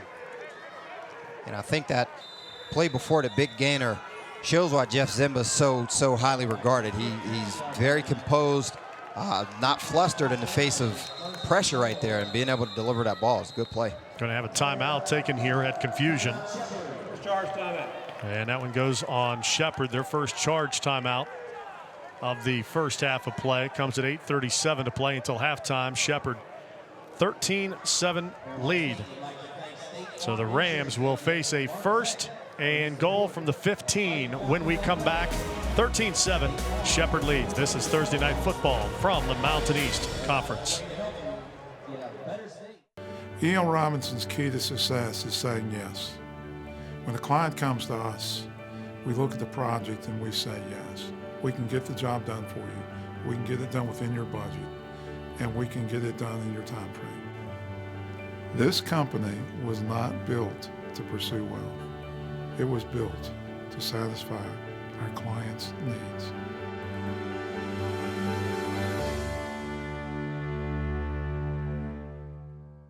I decided I was going to get my degree online, but didn't know where to go. I wanted the flexibility of taking classes online, but I also wanted the advantages of being on campus. Then I heard about Notre Dame College in Cleveland. It's right in my own backyard. Now I can get the best of both worlds, affordable online programs and campus support. With Notre Dame Online, I have a personal advisor and teachers who are available over the internet or in person. Who else does that? Notre Dame College is globally recognized with an inspiring 90-year educational record that employers are very familiar with. And that's good for me and my career. And there's no shortage of alumni who have some very impressive distinctions and salaries. Whether face-to-face, online, or a combination of both, Notre Dame College is the perfect fit for me. And it's right here in my own backyard. Get more information about undergrad and graduate degree programs. Log on to NotreDameDegree.com. NotreDameDegree.com.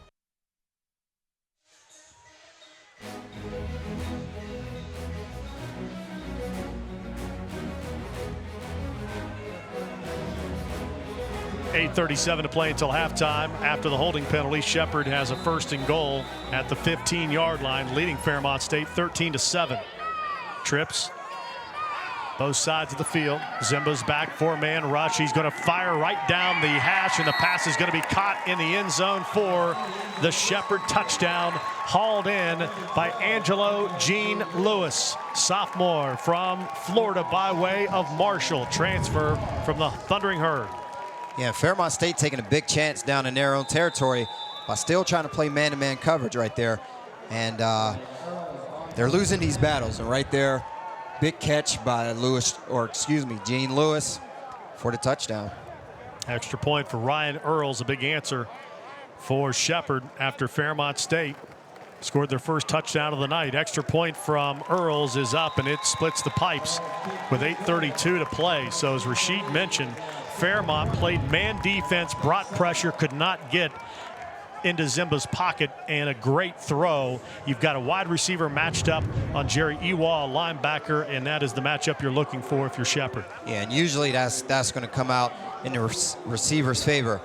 Fairmont State, I think it's time to get out of that man coverage, because right now the Shepherd receivers are winning these battles one-on-one, and it's really hurting this Fairmont State defense. 5-play, 75-yard drive, just 1:59 off the clock for this Fairmont, or rather Shepherd offense against the Fairmont defense. So the Rams answer right back to make it a 20-7 lead with 8:32 remaining until halftime.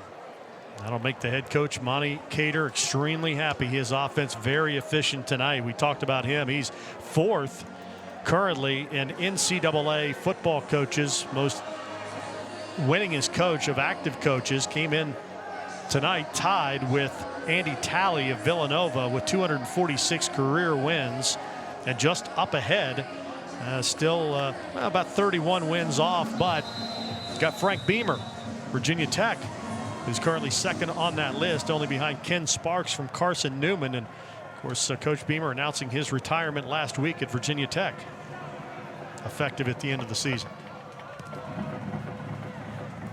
All right, here comes the kickoff. It's going to drive Willis 5 yards deep in the end zone. He wants to bring it out, but Christopher Lee tells him to slam on the brakes.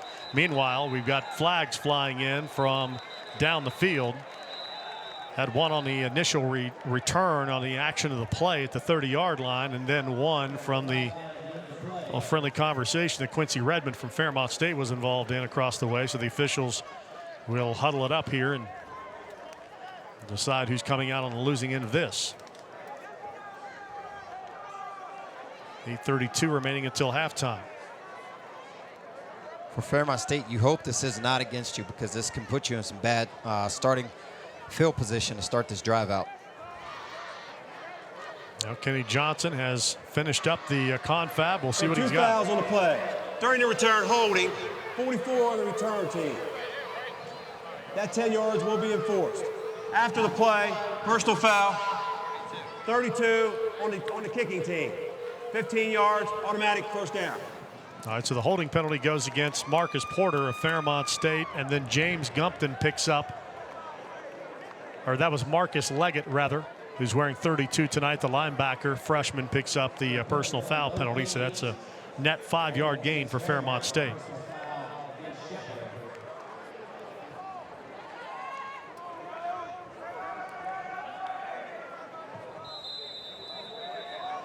The ball comes out to the 35-yard line.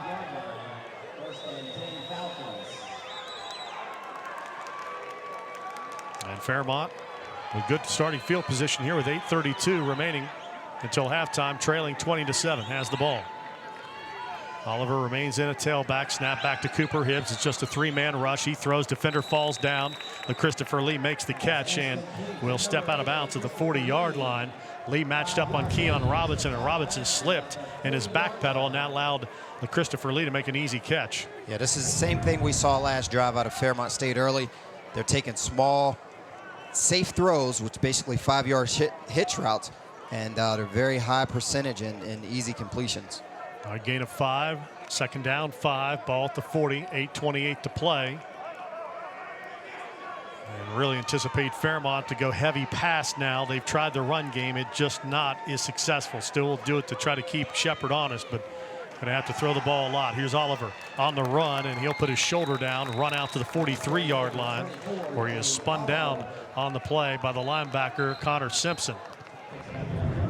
Yeah, nothing special there right there by Fairmont State. Just a simple zone play, and for Oliver, you're trying to pick and choose where you want to go with that football. I'd like to see Ira Davis Jr., if you're Fairmont, stay on that block a little longer. Allowed Simpson to break loose and come over and slide down and make the tackle. Got an injured Shepherd player on the play. Walking off late was Trey Sullivan, one of their starting defensive backs. He immediately goes to the attention of the trainer across the way. 3rd down, 2 for Fairmont State. Falcons so far in this game just 1 for 4 on 3rd down conversions, and that was a 3rd and 9 they converted. Here comes a blitz. Hibbs throws, wide open pass, caught Boyd, turns upfield, 50 down to the Shepherd 49-yard line. Again, I mentioned last series, I think Cooper Hibbs has this Shepherd defense figured out. They're showing a pre-snap cover 4 and kind of rolling down into a cover 3, and that hitch is going to be there with those cornerbacks playing off about 10 to 12 yards. The 5-yard hitch will always be there. And we'll see if Shepherd changes it up and brings more pressure off the edge, because when you bring it right up the middle, Hibbs can just stand in there, and as you mentioned, he still has plenty of vision and room to see those hitches in the flat. 1st and 10 from the 49. Snap back. Hibbs in trouble this time. They've got him. They've sacked him at the 41-yard line. Could not get away on that play. Hibbs in the pocket, and Isaiah Ross immediately came through. His second big defensive play of the night. He actually beat a double team. He got off Cody Wilburn, the center, first, and then beat the right guard to get the sack. Yeah, and that's the thing, Travis. You're on a double team and you still fight through it and able to come up with that sack. Cooper Hibbs, you're trying to scramble around, but you want to try to get rid of that football because the Shepherd defensive line is they're coming. Yeah, covered sack that time. Hibbs had to hang on to the ball longer than he would have liked.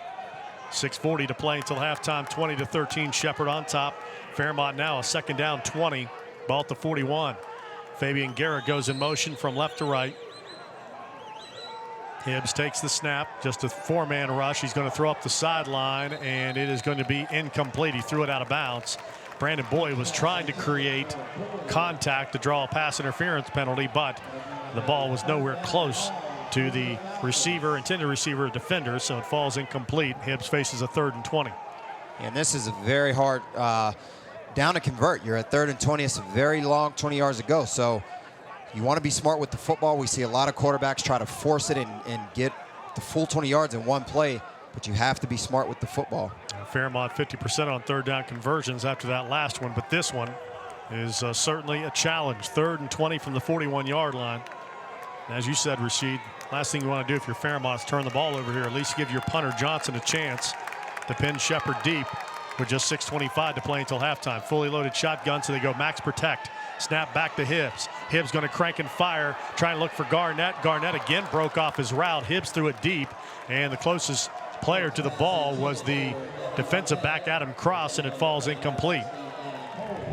And that's the coverage that Shepherd has not shown since the first drive. You have man coverage underneath with 2 high safeties deep. That's basically going to give you that umbrella back deep that you want to keep those receivers in front and not get beat deep. Pressure off the corner. Johnson gets rid of it. End over end kick. And on the return coming up is Cross, and he'll make the fair catch, or make that C.J. Davis at the 28-yard line. So nothing on the return, but Shepherd now with 2 timeouts, 6:13 to play until halftime. They lead 20-7 in possession of the football game. And this is going to be a very important series for Fairmont State defensively. You have 6 minutes left before halftime. You know Shepherd's going to try to get in and get another one, and they'll come back out right at the 3rd quarter and get the football back. All right, 6:13 to play until halftime. Fairmont lines up defensively. Pistol set for Shepherd. Got a wing and a fullback to the left side. Now the wing comes in motion to balance the formation. Here's a snap and turn and a give. That's Cross, comes over the 35, 40. He's loose. 45, 50, 45, being chased by Calvin Pringles. Can't get him down. Cross inside the 20, the 15. Nip at his ankles at the 10. 5, touchdown for Alan Cross. Down the left sideline, and Fairmont with some poor tackling just could not get Cross to the ground. Calvin Pringles trying to wrestle him down from behind, could not get the job done, and then Cross with great power and balance kept his footing and runs it down the left sideline for a big Shepherd touchdown. And just as soon as I said it, how big this series was for Fairmont State in one play, Alan Cross taking it to the house. I mentioned earlier, he's only 5'7", but he gets a lot of yards after contact right there. Second effort, sprung him for the touchdown. Second touchdown of the night for Alan Cross, and the extra point from Earls is up and good. 6 minutes to play until halftime. Shepherd has their biggest lead of the night.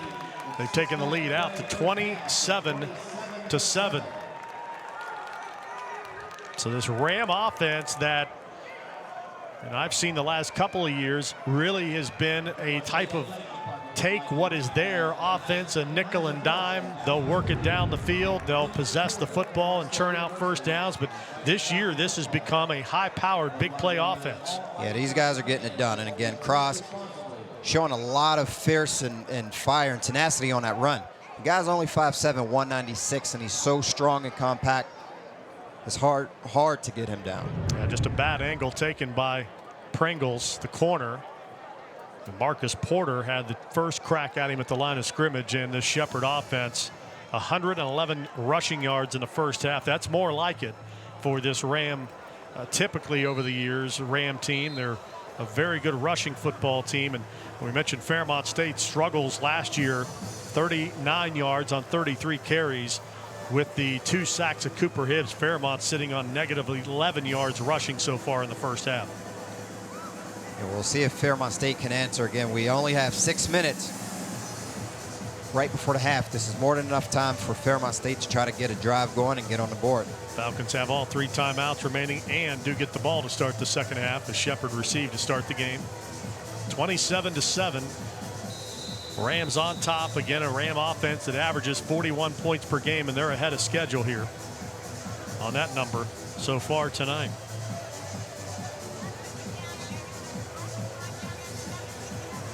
All right, Ryan Earls on the run up, end over end kick. And the ball is going to be taken and dropped by Willis 3 yards deep in the end zone, so he'll have to take a knee, and the ball will come out on the touchback. So the Shepherd team coming in to this next to last week of the regular season, 8-0 ahead of Charleston at 8-1. But what you got to keep in mind is Shepherd has already defeated Charleston, so essentially they have a 2-game lead on the Golden Eagles in the conference standings. Big matchup coming up next Thursday night in our Mountain East Conference game of the week. Glenville and Fairmont State, those 2 teams coming into this weekend, currently 3rd and 4th in the standings. Glenville plays a non-conference game on Saturday at Alderson Broaddus. Yeah, we saw Glenville State earlier in the year. The 2 running back tandem that they have should be a good one. Yep, Tevin Drake and Ramon Lee powering that Glenville State offense. 1st and 10, ball at the 25-yard line. Here's a turn and a give, and that's Oliver, and he is tackled from the backside. Dropped at the 22-yard line on a beautiful defensive play. Octavius Thomas with his 2nd tackle of the night out of Myrtle Beach, South Carolina. Just came right up the middle and ran up Oliver's backside. Yeah, Thomas just kind of flying through there like a speeding bullet, untouched, and making a good open field tackle. Loss of 3 on the play brings up 2nd down, 13. Ball on the 22-yard line with 5:27 to play until halftime. Fairmont trails 27-7.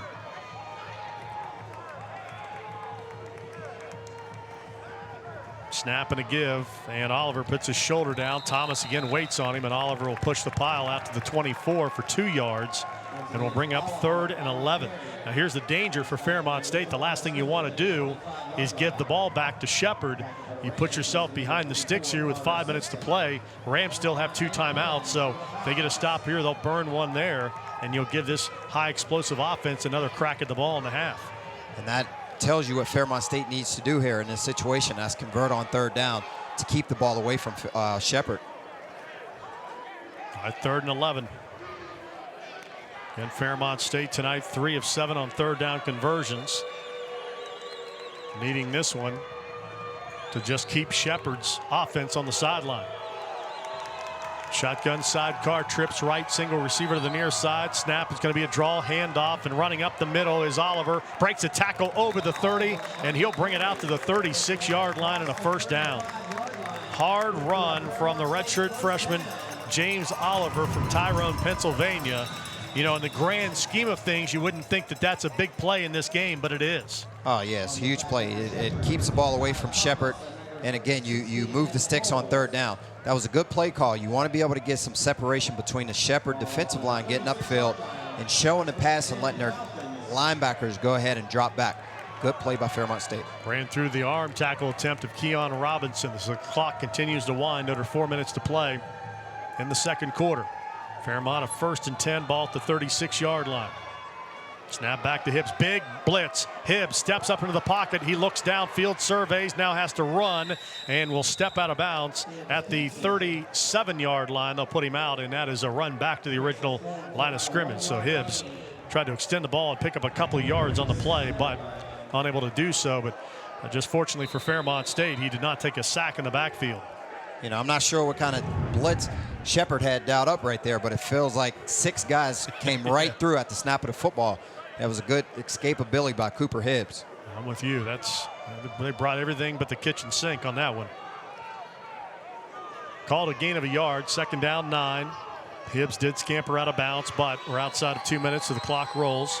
Snap, give to Oliver. Oliver at the 40, loses his footing and puts a shoulder into the defender at the 42-yard line and is dropped there by Adam Coles.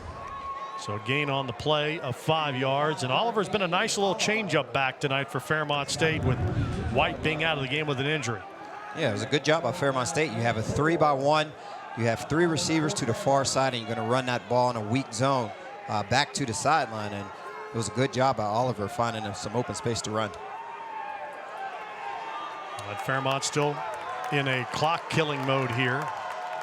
Don't have the field position yet to start getting aggressive. 3rd down and 4. Snap to Hibbs. Zone defense. Pass near side is caught. Nope, rolled out of bounds. Christopher Lee made the catch. Defender was right there with him, Keon Robinson, and because of that, Lee could not get a foot in bounds. Fairmont State trying to come back and hit the short hitch. That's something that Cooper Hibbs is going to need to be aware of, because you're going to continue to pull those Shepherd defensive backs in, because you have been completing so many hitches, but that sets up the hitch and go. That one was close. Lee almost got a foot down. Still would have been short of the 1st down by a yard. All right, Johnson is on for the punt. However, Fairmont moved. Calvin Pringles jumped ahead of the snap. And that'll cost Fairmont State 5. Clock stop. False start. Offense. 31. 5-yard penalty. 4th down. 2:27 remaining. I'll tell you, Shepherd may come after this. They've come close to getting the block on Tyler Johnson. And I think Fairmont State knows that. They do not have any guys out wide. As gunners, everyone's in a sort of max protect formation. 10 across the front. They bring 3 guys to try to break up the wedge, and they block it. Loose ball at the 20-yard line. It is going to be scooped at the 10 to the 5 into the end zone for the touchdown. It was blocked by Angelo Gene Lewis and run in by Trey Sullivan. And there it is, Travis. You mentioned it. They show the pressure. They bring it.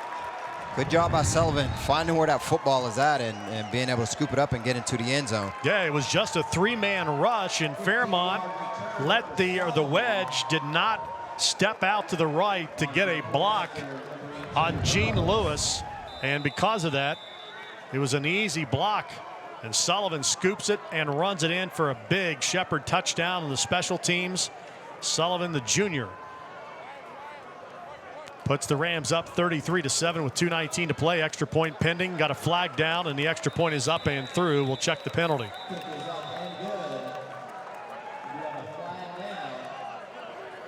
Gene Lewis coming untouched on that block punt. Offsides defense, number 9. That penalty is declined. Result of the play is good. Yeah, big touchdown there, needless to say, for Shepherd. And really their last 2 touchdowns have been big. They answer the Fairmont touchdown with a scoring drive after Fairmont had worked themselves back into a 1-possession deficit. And all of a sudden, this game has gotten away from Fairmont State. You had a big touchdown run. They got it started for Alan Cross, and then the long touchdown pass. They got him down inside the 5, and now a block punt, a scoop touchdown, and a run-in for Fairmont, or rather for Shepherd's Trey Sullivan off the Gene Lewis block. He had a far side protector for Fairmont State, just completely lost track of Gene Lewis, and when you have that opportunity, your eyes light up as a punt blocker, and making a block and scooping and scoring. That just kind of stayed in formation, did not step out. So credit to Shepherd special teams, as the Rams get a special teams touchdown. Reminder, coming up at halftime, we'll visit with Fairmont State's men's basketball coach, Jared Calhoun. The Mountain East Conference held their media day get-together earlier this week when the preseason poll was released in the Mountain East Conference, and Fairmont State preseason pick number 2 behind nationally ranked West Liberty. We'll talk with the former Mountaineer assistant coach under Bob Huggins, Jared Calhoun, coming up at halftime. Stay with us. 34-7. Shepherd in control. Ryan Earls with the ball on the tee. Right-footed kicker, end over end kick. Going to be taken by Willis, 5 yards deep. He stumbles, going to bring it out. Across the 5, 10, swings to the right, and he will not get to the 15-yard line as he'll be stood up and dropped at the 14-yard line. And that's where Fairmont will take over. 2:13 left. Falcons have all 3 timeouts, trailing 34-7. Now, what do you do here if you're Jason Woodman, who calls the plays along with Jeff Horrock for Fairmont State? You're down 34-7. You're deep in your own end. You've got 3 timeouts. You know, what's the worst that can happen? You have to be safe within your play calling. I mean, you are backed up with 2 minutes to go right before halftime. So you want to try to still stay in attack mode, but tell your guys to take care of the football. Trips wide left, single receiver to the right. Shotgun sidecar. Snap back to Hibbs. They'll come back to that draw. Here's Oliver over the 15, 20, 25, out to the 27-yard line. That's actually Austin White who checked back in. So White snuck out of the locker room after being checked for a neck injury and back into the game, and has his best carry of the night right up the middle as he was tackled from behind on that standing draw by Keon Robinson. It's good to see him back in there. Fairmont State can definitely use him. 1st and 10, ball at the 27. Snap back to Hibbs, 4-man rush. He's got a man open, and it's overthrown. Fabian Guerra had gotten separation on Robinson, had about 2 steps on him, and Cooper Hibbs on a misfire. It falls incomplete, 2nd down 10. Yeah, he had a few steps on him. For Cooper Hibbs, you want to be able to get a little more air under that to allow Guerra to run underneath of it. Shepherd working on a near 300-yard first half. Fairmont State's been limited to 167 yards of total offense and just a touchdown. 1:50 to play until halftime. 34-7.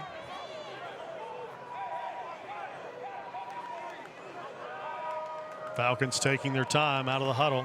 Snap back to Hibbs. Hibbs throws over the middle, and that should be pass interference. Flags come flying in. He's C.J. Davis way early on Brandon Boyd at the 42-yard line. And he'll get called on a pass interference penalty on that one right over the middle. Not much to argue about there. So now if you're Fairmont, 3 timeouts, 1:46 to play. We're going to be working with some field position here. Maybe try to get some points. Down 34-7. We have 2 fouls on the play. Pass interference, defense number 27. That penalty is declined. Roughing the passer, number 7 on the defense. 15 yards, automatic first down. So flag back at where Hibbs threw it. That was Elijah Norris. Called on the roughing the passer penalty. So Hibbs had delivered it. Oh yeah, Norris took 2 extra steps and knocks Hibbs over. Got his money's worth on that one. You know, on that pass interference, C.J. Davis just kind of riding the back of Brandon Boyd.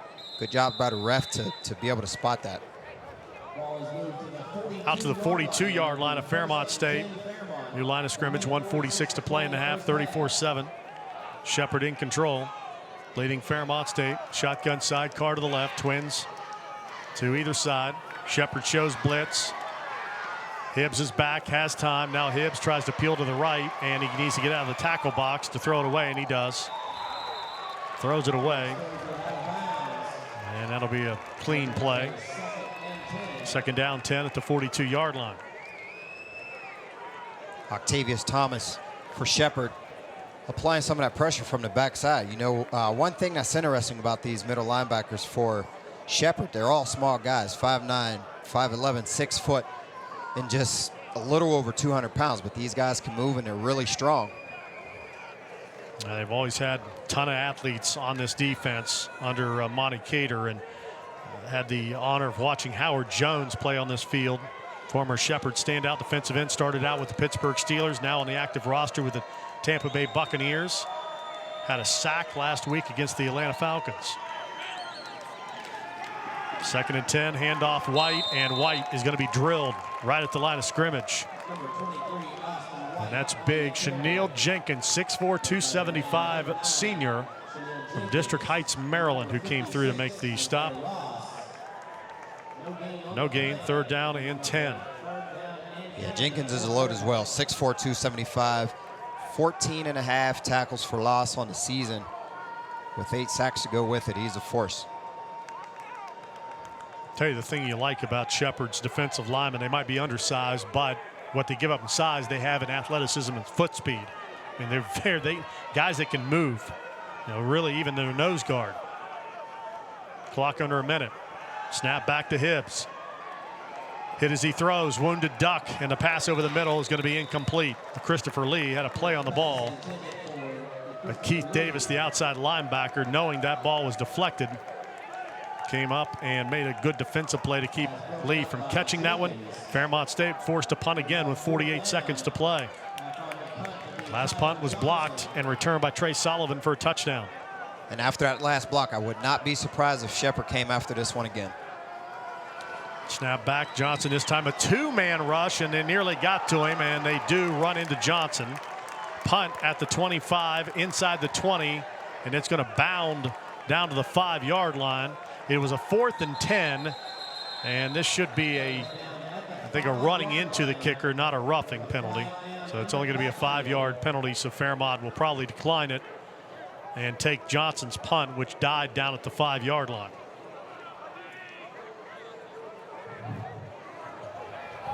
Running in the kicker, 21 on the kicking team. That penalty was declined. 1st down. All right, so Shepherd gets the ball at the 5-yard line. And they did indeed come again after Johnson. Johnson had to really shorten his step, took 1 step and booted it. And again, that was Angelo Gene Lewis who blocked the last punt, who ran into the kicker and almost got to that one. I think that's one of those situations where you have your punter and you tell him, hey, if those guys get close to you, make sure you put on a good acting job. There was not a lot of contact there, but. Yeah, he sold it. He limped off the field. So that's, you know. Got to always sell it to the refs. Called commitment to your acting ability. All right, 34 seconds to play. And Shepherd will come out in a pistol set here. Rams do have 2 timeouts, but they're backed up deep in their own at the 5-yard line. Hand the ball off to Lally. He gets the outside 10, 15. Lally to the 20, to the 25, and he's caught by Emmanuel Ivey and dropped at the 33-yard line after a 28-yard pickup. Clock stops with 24 seconds as Shepherd takes their 2nd timeout of the 1st half. And the thing about that play is for Fairmont State, you need to be lucky that it was Lally and not Cross, because Cross would have definitely taken it to the house. Lally still, he's a bigger guy, but being able to show some open field speed and get into the secondary. More of a power back is Lally than Cross. Because Cross had a big touchdown run earlier in this quarter. Really got Shepherd rolling here on their 3 straight touchdowns. Take this lead out to 34-7 with 24 seconds to play. Rams do have 1 more timeout remaining. I can see Shepherd in this situation trying to take a shot or two to possibly get into field goal position and get one up on the board before halftime. Yep, 34 points on the board, closing in on halftime, and it's a Shepherd offense that so far this season has only scored in the 30s once. And that was a win down in Athens, 35-28, a come from behind win for the Rams. Zimba rolls out. He's going to throw, pass caught by the fullback Hammer at the 35, and he'll be upended by Calvin Pringles at the 41-yard line. And a late flag comes in, boy, way late. Players were walking back to the huddle, and it comes in from across the far side in front of the Shepherd bench. And the officials want to have a conversation about it before the flag is announced by the back, or from the back judge. Referee with the call. Ineligible receivers downfield on the offense. 5-yard penalty, still first down. That wipes out a 7-yard gainer. And with 13 seconds on the clock, Rams now maybe just content to burn off this 13 seconds. Fairmont will get the ball to start the second half, but the Fighting Falcons are in a 34-7 hole here. It's going to be important to get into halftime, talk to your guys, regroup a little bit, regain your composure, and try to come out and get something going offensively for Fairmont State. All right, pistol set, and the clock will just run out there as Shepherd does not stop it with their final timeout, and they will take a very, very efficient first half of football for the Shepherd University Rams, as the Rams take a 34-7 lead into the locker room at halftime. You're listening to Thursday Night Football from the Mountain East Conference on Metro News, the voice of West Virginia.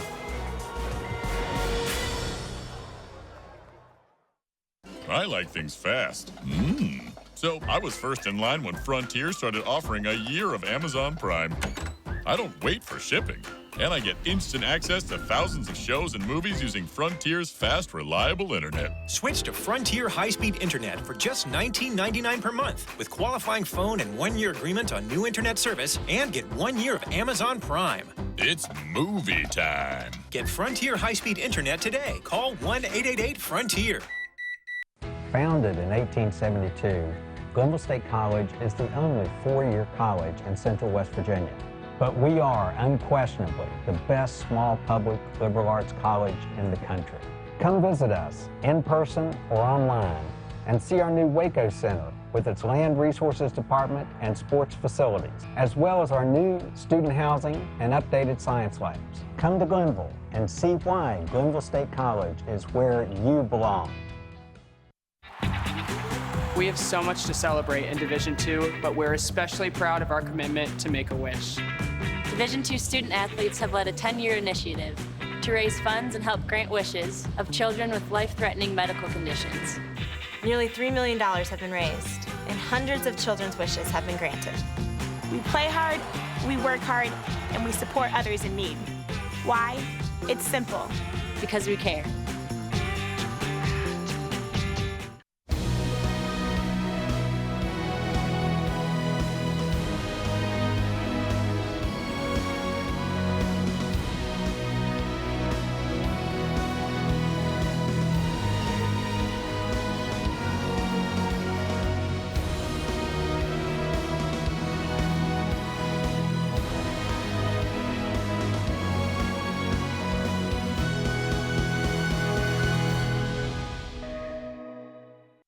This is Mountain East Conference Thursday Night Football, brought to you by AARP.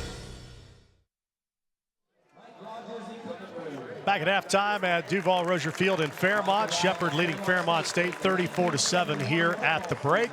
Very efficient first half of football for the Shepherd Rams. Really in the Monty Cater pattern, the way that this team always plays. They play it close to the vest, although this year they've been throwing the football more, been more explosive on the offensive side of the football, but they wait for their opposition to make a mistake. And of course, the mistake in this one came on the special teams play, just a huge block and scoop score for Trey Sullivan for Shepherd in that first half. Yeah, big punt block right before the half. Shepherd cashing in on the opportunities, just like you said.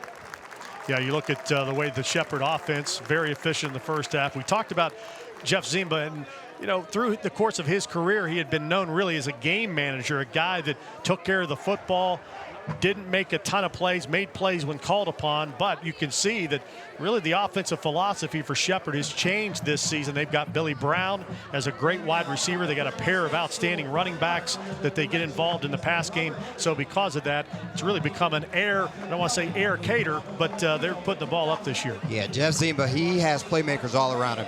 And why not use those guys? You have Billy Brown, who's a big target. He can get downfield. He's fast.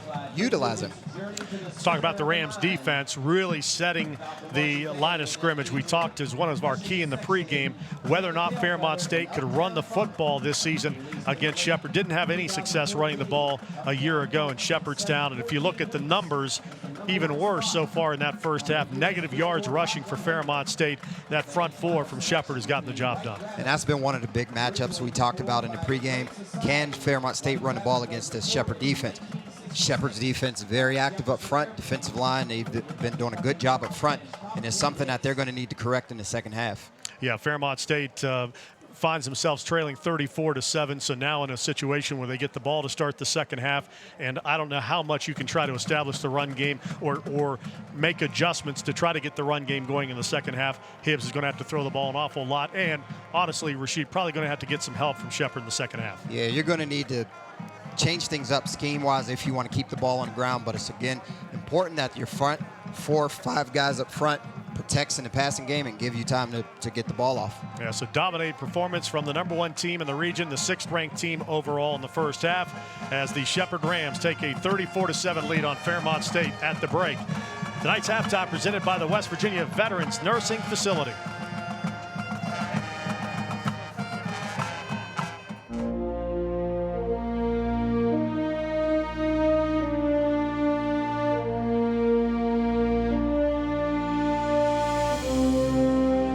They say a photograph is worth 1,000 words. We say it's worth a whole lot more than that. Dear National Guard, are you up to it? It's up to you.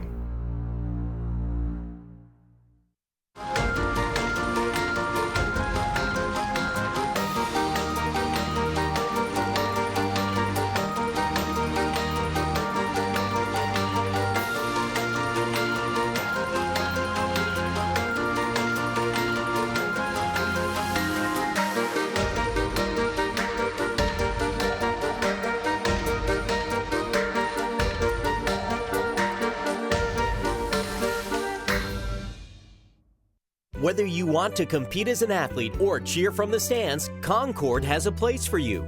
If you're a veteran ready to use your GI benefits, Concord ranked #3 in the nation for veterans by Military Times Edge magazine. If you started a degree but didn't finish, you may get credit for work, life, or military experience through our Regents Bachelor of Arts program. If you're looking for a quality school with quality programs, check us out at concord.edu.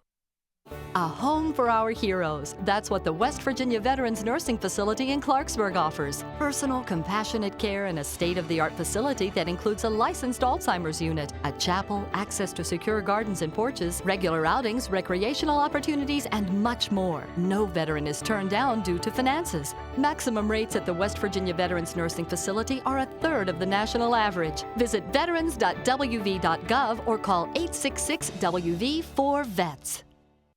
I like things fast. So I was first in line when Frontier started offering a year of Amazon Prime. I don't wait for shipping, and I get instant access to thousands of shows and movies using Frontier's fast, reliable internet. Switch to Frontier high-speed internet for just $19.99 per month with qualifying phone and 1-year agreement on new internet service, and get 1 year of Amazon Prime. It's movie time. Get Frontier high-speed internet today. Call 1-888-FRONTIER.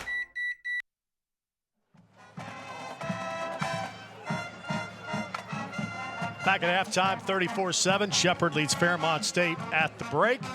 Enjoying a beautiful night for football. Temperature in the 60s tonight in the friendly city of Fairmont, but it won't be long. Winter right around the corner, and that means one thing. Basketball season at Fairmont State is about to begin. The Mountain East Conference earlier this week held their media day in Bridgeport back on Tuesday, and we'll talk about the media poll coming up. But the Fairmont State Fighting Falcons picked preseason #2 in the Mountain East Conference coaches poll. I'm joined now by the head coach of the Fairmont State Fighting Falcons, Jared Calhoun. Exciting time, Jared. Preseason pick #2. You got a lot of kids back from a year ago, a team that won over 20 games and made it to the second round of the NCAA tournament. Yeah, Travis, we're excited. It's hard to believe that the season is upon us next Friday. I think our conference is going to be very, very competitive on a national level. We feel like we've upgraded our roster, so we're ramped up, ready to go. Yeah, very challenging schedule as well. You made mention that on Tuesday, that you've really tried to go out in the non-conference schedule. Leagues most difficult enough, but you've gone out in the non-conference portion of the schedule, and you have very, very tough November particularly. Yeah, we've always scheduled well since I've been at Fairmont, but I tell you what, I think Coach Missoula went a little bit overboard this year, Travis. We've got IUP, Bowie State, Winston-Salem State early, West Liberty and Wheeling early, so it's going to be exciting, but it's going to be a challenging schedule. Yeah, back on Tuesday, again, the coaches released the preseason polls. We mentioned Fairmont State slated number 2 in the Mountain East Conference preseason poll behind the Hilltoppers of West Liberty. 10 first-place votes for the Hilltoppers, a team that played for the regional championship last year, lost to the eventual national runners-up in IUP. Wheeling Jesuits, also a very good basketball team, got good guards with 1 first-place vote. And I'll tell you what, you look there from top to bottom, we've remarked about it so much, how good this league has gotten defensively, and really it's the midsection, those teams have really improved. Yeah, Travis, you got to bring it on any given night. I think you hit it right on the head. From top to bottom, this is a tremendous league. I look for 4 or 5, maybe 6 teams this year compete for a chance to try to make the NCAA tournament. Jared, talk about Fairmont State and the facility improvements. Folks, the over $1 million has been poured into the Joe Retton Arena over the last year or so. A ton of improvements made to the facility, and you couple that with the Falcon Center here on campus and the other improvements that the administration has made. This has become a great recruiting tool. Yeah, we've got a great location, beautiful campus. I think it just shows how we do business. I think our president, our board of governors, our athletic director, Tim McNeely, it's just a first-class program, really, with the upgrades to the locker room the first year. Then we went to the theater room, one of the only schools in the conference to have a theater room, and now a state-of-art arena.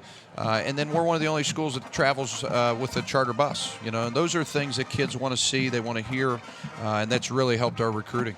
Joe Retton Arena, absolutely beautiful. New lighting, new flooring, new scores table at the Joe Retton Arena, and the new seats as well. This will be the second full season that Fairmont State will play in that facility. And again, Fairmont's men's basketball team opening the season coming up here in just over a week. And Jared, just give me a thought. When you came here from West Virginia, it was your intention of running this program as a Division I program in recruiting and scheduling, and as you mentioned with the travel budget, and certainly that has resulted in wins on the court. It's been a lot of work, Travis. It's been a lot of fun. Got great support in this community. We've kind of inherited a little theme called The City is Calling. We want to really do it for our fans, our community. Everybody puts a lot of time into this thing. We're one of the only schools in the conference that has their kids there all summer. So our guys are in the weight room working hard. So it's, hopefully year 4, this is the year it pays off. Yeah, should be fun, buddy. Give me a quick thought here on what you have coming back. I know your style of play. You're going to want to press when you can. Got a really deep roster this year. Travis, way different. We can really shoot the ball. Chase Connor coming over from West Virginia is a big addition. Matt Bengaya from Southern Miss. I think he has a chance to be one of the best players I've ever coached here early in my career. But I love our chemistry. Shamgad Wells, very improved. We're averaging about 35 threes in 2 scrimmages. So, you've watched us play, and that's not like us. And that's how we're going to play. We're going to open up the floor. We're going to launch threes. We're going to fly around. We've got a great bench. So we're excited. Yep, great when those go in, right? Absolutely. All right. Best of luck, Coach. Thanks, Travis. Thanks so much. Jared Calhoun, head basketball coach, Fairmont State Fighting Falcons. Basketball season right around the corner. This is Thursday Night Football from the Mountain East Conference. E.L. Robinson's key to success is saying yes. When a client comes to us, we look at the project and we say yes. We can get the job done for you. We can get it done within your budget, and we can get it done in your time frame. This company was not built to pursue wealth. It was built to satisfy our clients' needs.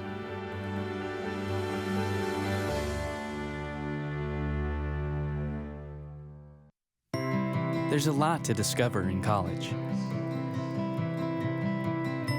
But at West Virginia Wesleyan College, the most important thing you'll discover is yourself.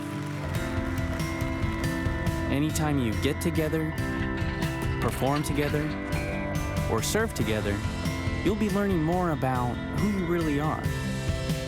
West Virginia Wesleyan. Find your voice.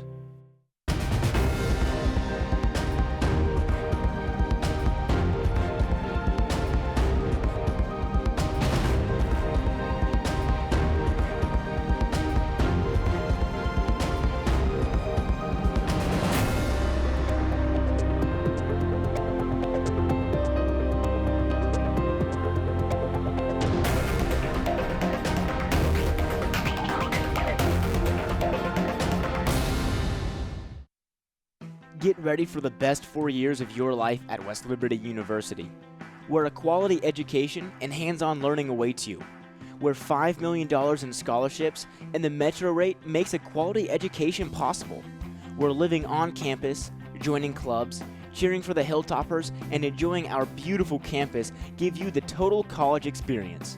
It's all here at West Liberty University. Quality, affordable, total college experience.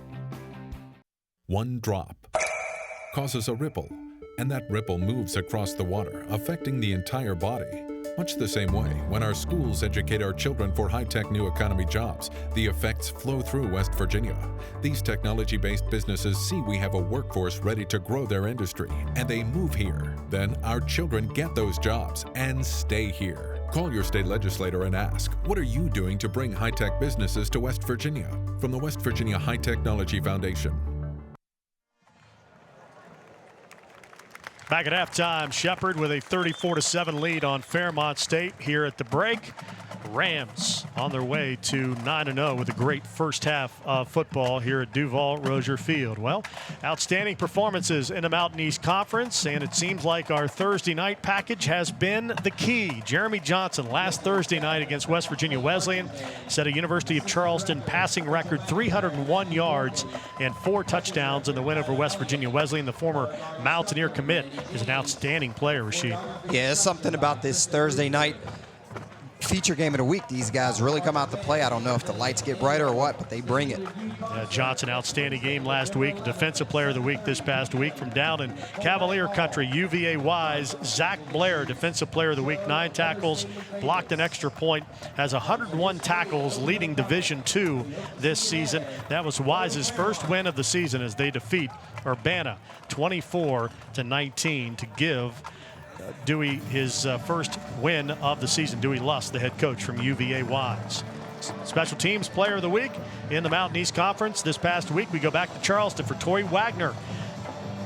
He had a big blocked punt return for a touchdown, 80 yards for a score, and that propelled the Golden Eagles to a 65-21 win over West Virginia Wesleyan. That occurred in the first half as Wesleyan was trying to cut it back to a one-possession game. So Tory Wagner, one of the most outstanding return guys in the Mountain East Conference, gets it done with the block return for a touchdown.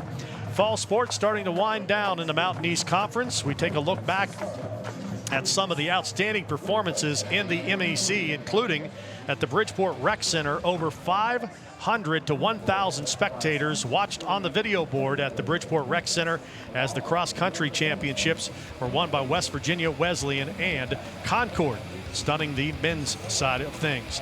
Meanwhile, in the soccer playoffs, Charleston avenged their only regular season losses of the last 2 years with a 6-0 win over Wheeling Jesuit last night.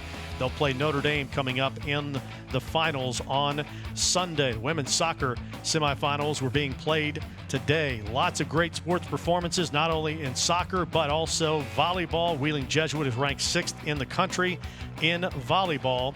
The Cardinals are ranked number 1 in the Atlantic region as well, and will likely host the Mountain East Conference volleyball tournament and the NCAA Atlantic Regional. We're at halftime here, and Fairmont 34-7. Shepherd leads Fairmont State at the break. The second half is coming up next.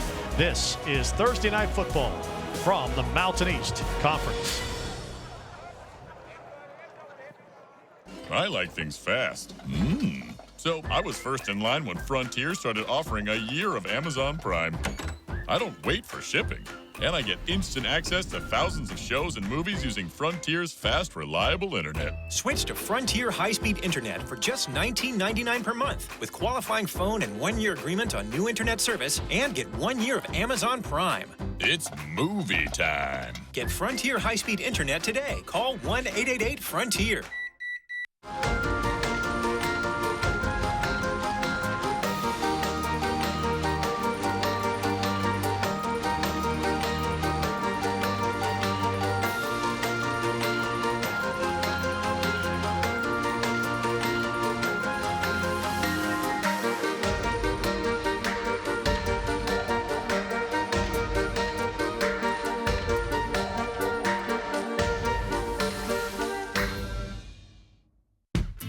Coming from a small town and a high school graduating class of just 30 students, I had no idea what to expect at college. What I found at Fairmont State are limitless possibilities.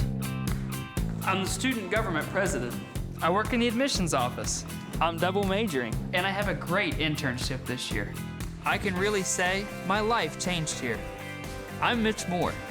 Fairmont State is helping me exceed my personal goals, and I can't wait to see what's next.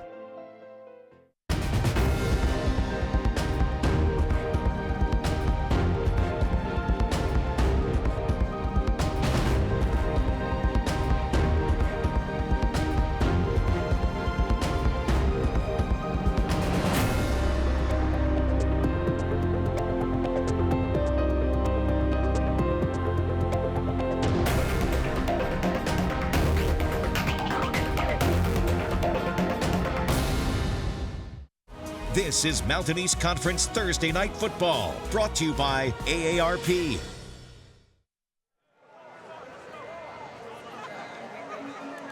(34-7), Shepherd leads Fairmont State here at the break. First half dominated by the Shepherd Rams. Big plays, long drives from Shepherd. Really saw it all in that first half of play. Shepherd gets on the board first in this ball game, as Jabri Lally scored the first 2 rushing touchdowns of the game. Took a toss sweep off the right side and ran it in for a 6-yard touchdown. That occurred just with 9:10 to play in the opening quarter. Lally took a direct snap and ran it in with 3:58 to play in the opening quarter to cap a short drive that was set up by an interception and return.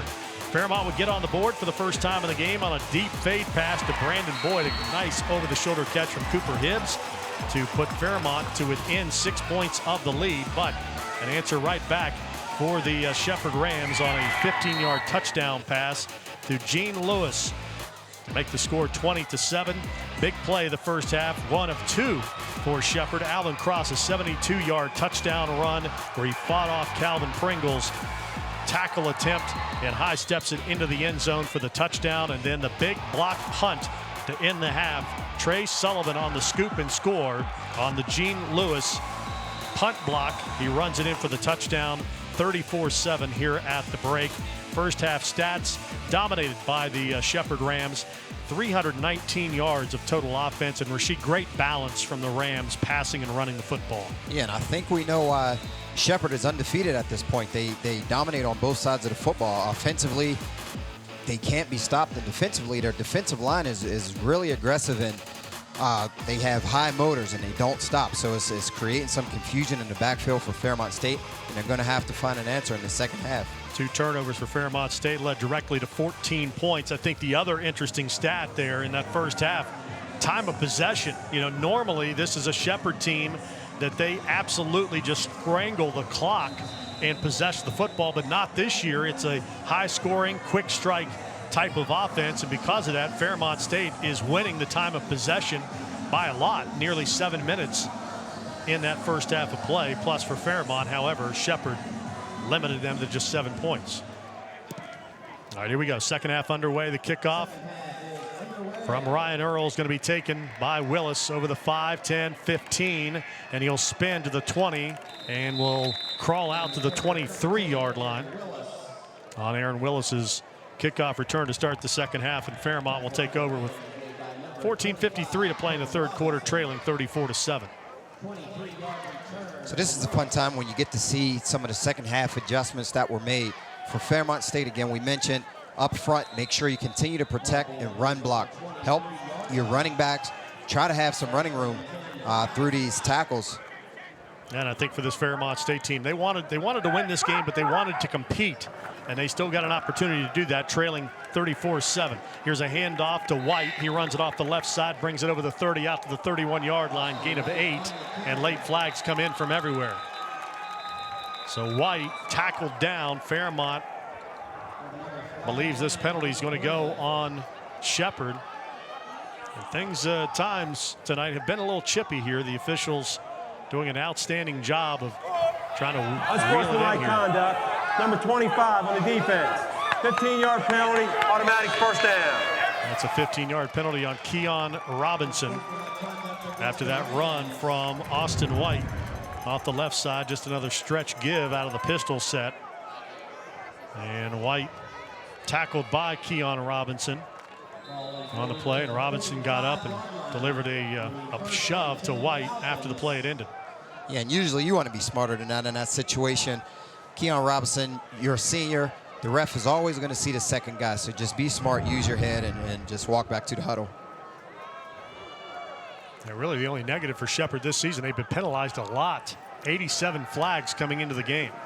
Hibbs is back. He stands in, fires over the middle, and tightly guarded. Pass is broken up at the 41-yard line. Great defense. Fabian Guerra working right between the numbers, and Trace Sullivan, who had that scoop and score on the punt block, was all over him. A great deflection of the ball. Yeah, Trace Sullivan, this free safety for Shepherd, pretty much sitting all over top of that. Good defensive play, way to get a hand in there and break it up. Yeah, Fabian Guerra, Fairmont's leading receiver, coming in, held to just 2 catches for 28 yards in the game. Second down, 10, ball at the 45-yard line. 14-18 to play in the third quarter. Shepherd on top, 34-7. Shotgun, sidecar, snap back. Here comes that draw handoff, and this time White is going to be spun down and dropped in the backfield. Tackled on the play by Isaiah Ross with help from Jenkins. And that's going to be a loss back to the 41-yard line. You know, we talked about creating running room, and one way to do that is to be able to spread guys out. So you go 3 by 1 for Fairmont State, try to stretch those defensive backs in the secondary out, hopefully to be able to create some running room. And that front 4 and front 3 for Shepherd still getting it done. Yeah, key on those draws, you got to get the ends up the field, and that time Fairmont did not do that. Third down, 14, Fairmont State, 4 of 10 on third down conversions tonight. Hibbs takes the snap, stands in. Here comes pressure. They pick it up. Hibbs runs forward, surveying down the field, throws late, incomplete. Just couldn't get separation even with the extra time, trying to hit Garnett along the near sideline. And the pass falls incomplete. Cooper Hibbs, now 11 of 23 in the game, misses his first 2 pass attempts of the second half. And Tyler Johnson will come on to punt for Fairmont State. Yeah, you're seeing a lot of pressure from the Shepherd defense, forcing Cooper Hibbs out of the pocket. Johnson gets that one away cleanly. Had a 53-yard punt in the first half. This one will roll inside the 30 and die down at the 24-yard line. That's where Shepherd will have the ball for their first possession of quarter number 3.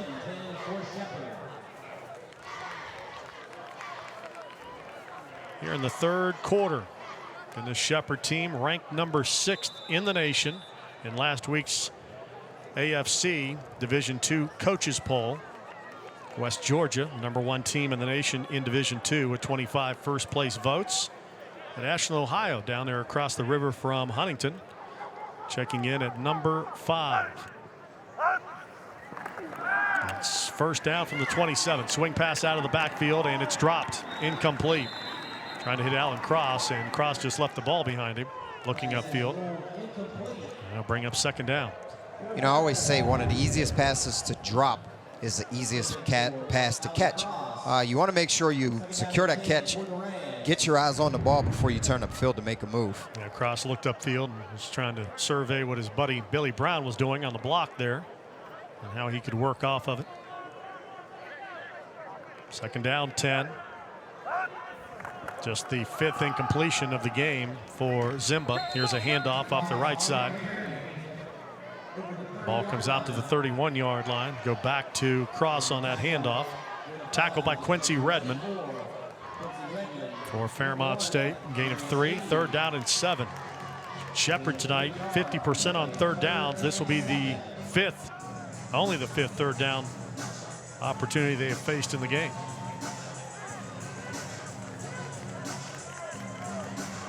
Shepherd goes no huddle, quickly to the line of scrimmage.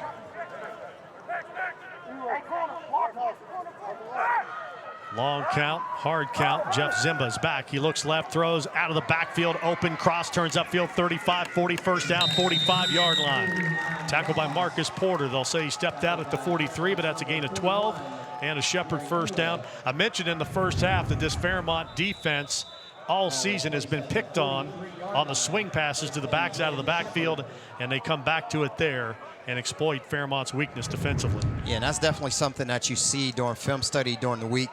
You want to be able to get your receivers off the ball quick to run those defensive backs out of there, because your linebackers will not be able to cover the flats, and you just dump it off to your running back. 1st and 10, ball on the 43-yard line. Here's a snap, turn, and a give. And that's Cross, waits for the blocking to develop. Jerry Ewald will trip up Cross, and he'll fall to the 47 for a gain of 4. So just a stretch handoff again, Rashid. Yeah, that's all it is. And the Shepherd offensive line still continuing to get that push. I mean, you see this Fairmont State defensive line just going back on every single play while Shepherd is keeping the ball on the ground. So that's always going to be positive yardage for the running backs. Alan Cross, 94 yards in the first half, averaged 13 yards a carry, had a big one of 72. His season high is 108 against Glenville State. Gets the call again, and Marco Jones, the transfer from Virginia, will make the tackle for Fairmont State and hold that to a yard gain. Brings up 3rd down and about 5. Yeah, this is a very manageable 3rd down for Shepherd. They're coming in with their sub package, so they'll bring in Tony Squarewell. He's their slot receiver, and for 5 yards, look for him to run a quick out or some hitches by the outside receivers. Billy Brown, who has 6 catches, 98 yards, is flanked to the far side. Zimba's back, pressure, and Fairmont will sack him at the 40-yard line. Quick whistle there. Zimba was able to get out of it, but the official had already blown the play dead, so it counts as the first Fairmont sack of the night, back to the 41-yard line. Tackled on the play by the Virginia transfer, Marco Jones. Yeah, nice job by the Fairmont State defense. Marco Jones coming in there. Pretty much a one-on-one battle and fighting his way through. Fairmont ran a stunt, did a cross with the defensive ends, but it was the interior guy, Marco Jones, that got home. Back to the 27-yard line as Earls drop on the punt. Fairmont comes after it. Earls gets off a cannon shot high into the air. It's long, and Fairmont will let it bounce inside the 10. It is going to die and take a hop back outside the 5 to the 7-yard line. So great punt from Ryan Earls will back Fairmont up with 9:55 to play in the 3rd quarter, 34-7. Shepherd on top. This is Thursday Night Football from the Mountain East Conference.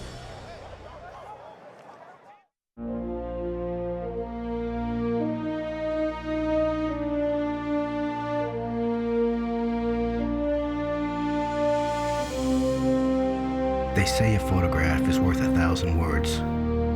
We say it's worth a whole lot more than that. Dear National Guard, are you up to it? It's up to you.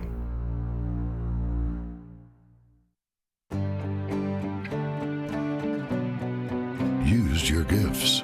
1, 2, 3, go! Use your talents. Use your faith. Use your mind. Use your heart. Use your you. Wheeling Jesuit University, making a private Jesuit education affordable through merit-based scholarships. There are 86,400 seconds in a day. 86,400 opportunities to seek wisdom, to create, to stretch for your goals, and within every moment is a chance to discover your talents and abilities. A University of Charleston degree is a measure of your discovery, your success, your innovation. If you wait, 86,400 seconds can pass you by. Make every second count. Discover your future of innovation at the University of Charleston.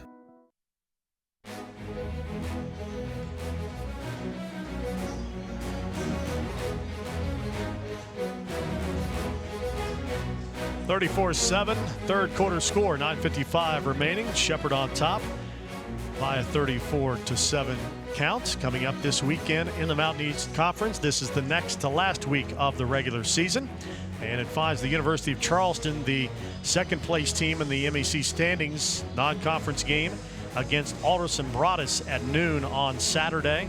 1 o'clock, you've got the University of Virginia Wise against West Virginia Wesleyan. Noon game, Battle of Ohio in the Mountain East Conference, as Notre Dame will be in Urbana to take on the Blue Knights. And 1 o'clock, West Virginia State, the Yellow Jackets, down in Athens to take on Garin Justice's Concord football team. And it's actually Concord's last game of the regular season. Mountain Lions, the preseason #1 in the MEC poll, trying to finish the year at 500. All right, Fairmont backed up deep in their own end. 1st and 10, ball at the 7. Snap back to Hibbs. Hibbs stands in the pocket. He's going to deliver. Wide open. Boyd makes the catch at the 10-yard line, and he will fight to the 13. Boyd's 8th catch of the night, and that one will go for a gain of 7. 116 yards receiving tonight for Brandon Boyd. Yeah, we thought coming in Fabian Guerra was going to be the guy that we're going to keep an eye on to watch. Brandon Boyd has definitely stepped up tonight and been the go-to target. I said the knee hit at the 12, so that's a gain of 5. 2nd down and 5. Ball at the 12-yard line. Clock rolls. 9:20 to play. Neither team has scored in this 3rd quarter. Both have possessed it once. Fairmont's on their 2nd possession of the 2nd half. Here's a handoff. White sweeps wide, keeps his footing, comes over the 10 out to the 16-yard line. And that'll be a gain of 4 and be a yard or 2 short of the 1st down. Another strong run right there by Austin White. Showing some speed to get to the outside. Again, we haven't seen too much running room going to the outside against the Shepherd defense because they are so fast right there. That was a little different. Austin White, 10 carries on the night, 17 yards. 3rd down and a yard. This is a tough play call when you can't just line it up and run it. That has not worked for Fairmont. Well, Christopher Lee goes in motion. Snap back to Hibbs. They'll hand it off to White. White hits the hole hard off the right side and will run it out to the 18. Needed a yard, got 2. Yeah, that's just one of those plays you want to line up, get the ball snapped, get it to your running back, and tell him to run as hard as you can and get the 1st down. Let's move the sticks. And you like that from your back as he does respond. We've seen White throughout the season do that. And when he needs that tough yard, he seems to have that extra determination to pick it up. Fairmont moves the sticks. 1st and 10, ball at the 18. 8:05 remaining here in the 3rd quarter. Shepherd on top, 34-7. Now, I mentioned earlier when Fairmont State completed so many hitches in a row, is you need to look out for the hitch and go coming up soon. On your left, 45. All right, motion from left to right. There's a snap, give back to White, makes a cut at the 20-yard line. Flag comes flying in, and that's going to be in the area of holding.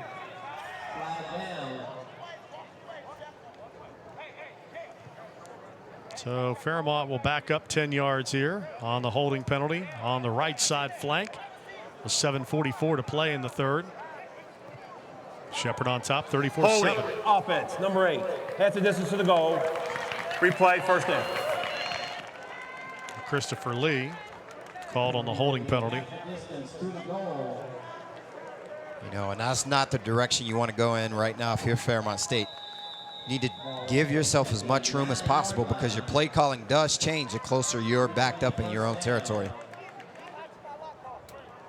7:35, clock is rolling. Fairmont, they're taking their time here, you know, with the big deficit. No big hurry here for FSU. They're just trying to establish some things.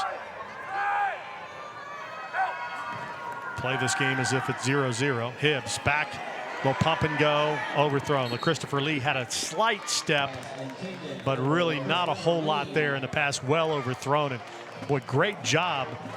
That was Trey Anderson. He's a linebacker who's running stride for stride with Christopher Lee, the speedster for Fairmont State. Yeah, and I mentioned those linebackers for Shepherd. Those guys are small, they're compact, but they can run. They're kind of built like running backs. Trey Anderson is 5'9", 202 pounds, keeping up with Christopher Lee, 5'9", 175, and a guy who can get downfield in a hurry. Yeah, they list them as linebackers, but really they're safety bodies.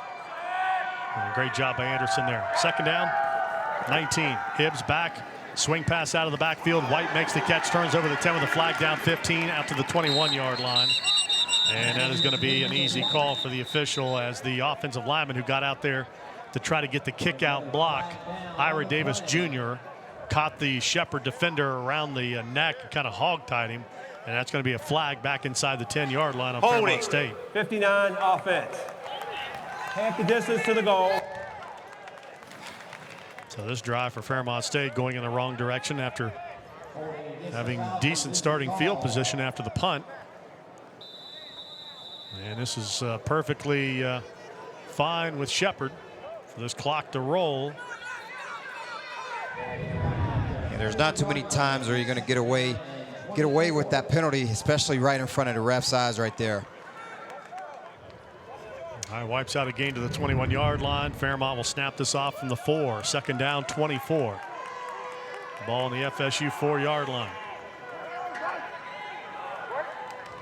Hibbs standing a yard deep in the end zone, awaiting the shotgun snap from Cody Wilburn. Snap is back.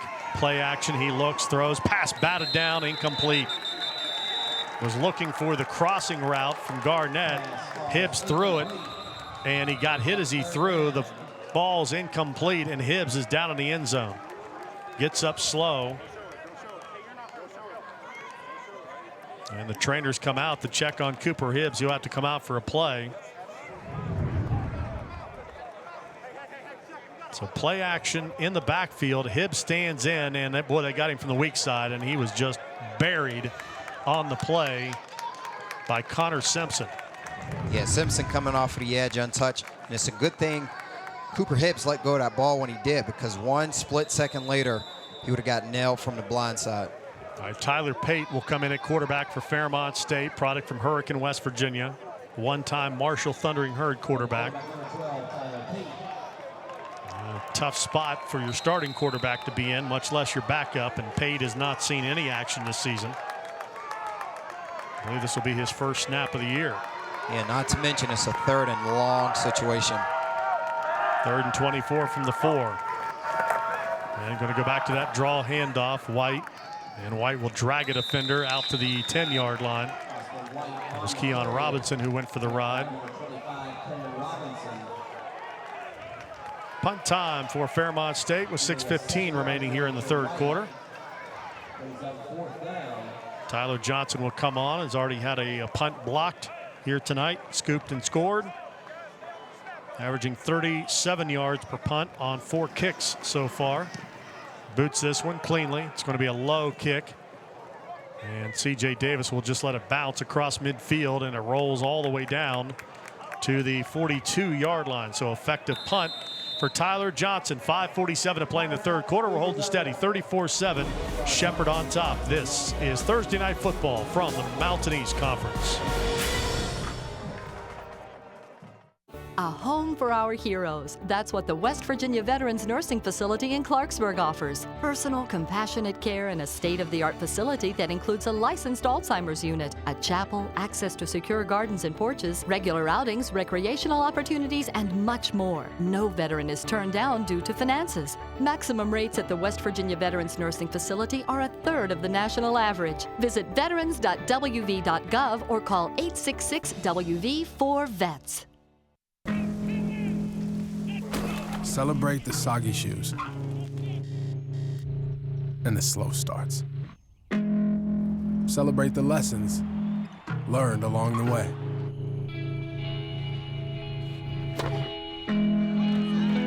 These are the wins. Not the shiny, nail-biting kind. These are the last a lifetime kind.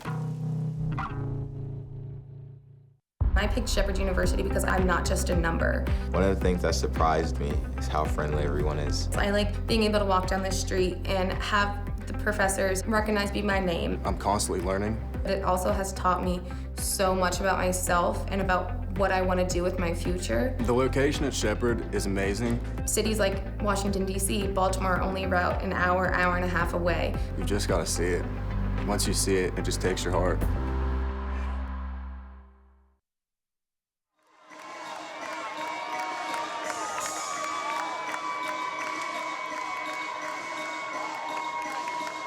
(34-7) Shepard leading Fairmont State. 5:47 to play in the 3rd quarter. A couple of weekends ago, great event held at the Bridgeport Rec Center, the cross-country championships. And a lot of times cross-country not a real spectator sport, but Close to 1,000 spectators, and the Mountain East Conference brought in a huge video board that allowed spectators to watch the action all across the course. Notre Dame's Nicole Burleson won the individual race. West Virginia Wesleyan had 5 runners in the top 10 to win the team title. On the men's side, Wheeling Jesuits' Albert Shrimp won the race, and Concord stunned the field by winning the championship. 5:47 to play, third quarter. Shepherd leading 34-7. Rams with the football. They've been shut out here in this third quarter of play. Low snap, Zimba looks, he's going to throw deep. Pass is going to be underthrown, and on a comebacker, incomplete. Emmanuel Ivey defending on the play on the pass to Tyrell Hollingsworth, the freshman from Perryville, Maryland. Yeah, this is one that Jeff Zimba will go back to and see in film.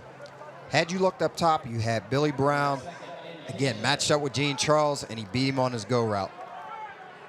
Settled for the sideline throw and could not get the connection to the freshman wide receiver. Second down, 10, ball at the 41-yard line. Now Fairmont's going to swap their defenders. Now Gene Charles will have to hustle back over onto Billy Brown. Been a quiet, really second quarter on for Brown. He did all his damage really on the opening drive of the night. Zimba's ready, snap is back, 4-man rush, going to dump it out of the backfield. Pass is caught by Lawley, and the Falcons rally to the ball at the 45-yard line and will pull him down. Jerry Ewald there, Quincy Redmond on the stop. Marcus Porter, the leading tackler for Fairmont State, made the tackle on that dump pass again out of the backfield to Lawley. You know, Travis, and you mentioned Shepherd not really going to Billy Brown. He had a very hot first quarter, but Fairmont State still playing that man-to-man. I think for Shepherd, you can always go and attack that because Billy Brown has been the winner on the receiving end of most of these balls being thrown to him. Third down and 7. Shepherd has to get the ball to the Fairmont 49-yard line. Brown matched up on Jacob Gene Charles. Snap back to Zimba. He looks left. Pressure comes. Rolls out. He's going to throw and fire it out of bounds. Fairmont got pressure in the form of Quincy Redmond. Redmond wanted the holding penalty on Shepherd's tackle, Levante Heights. But a great job by Redmond for Fairmont State to pressure the quarterback and force the throwaway. Yeah, Redmond getting in there and causing some disruption, forcing Zimba out of the pocket and forcing him to throw it away. This Fairmont State defense is starting to come to life a little bit. You're seeing a little bit of a momentum shift. Ventura is on to punt for Shepherd. This will be his second punt of the night. First one went 40 yards. Fairmont comes after it. Correction, third punt of the night. High punt. Again, Fairmont's going to let it hit at the 20-yard line. It kicks back and takes a Fairmont bounce to the 22-yard line. Fairmont will take over. Well, we'll wrap up our regular season Mountain East Conference television package next Thursday night. We'll go back to Morris Stadium in Glenville for the rivalry game between Fairmont State and the Glenville State Pioneers. Kickoff 7 o'clock next Thursday. Glenville will be looking for revenge. Fairmont, one of their 3 wins last season was against Glenville State here in Fairmont. Always fun to watch Ramon Lee run the football, and Tevin Drake, the transfer from Western Michigan. Snap the hips, he's back in after missing a play. He cranks and fires right down the middle, and a great defensive play. Garnett was open, and as the ball was coming in, Adam Coles, who's played a whale of a game, reaches over top of Garnett, deflects it. Garnett is down and injured at the 35-yard line on the incompletion.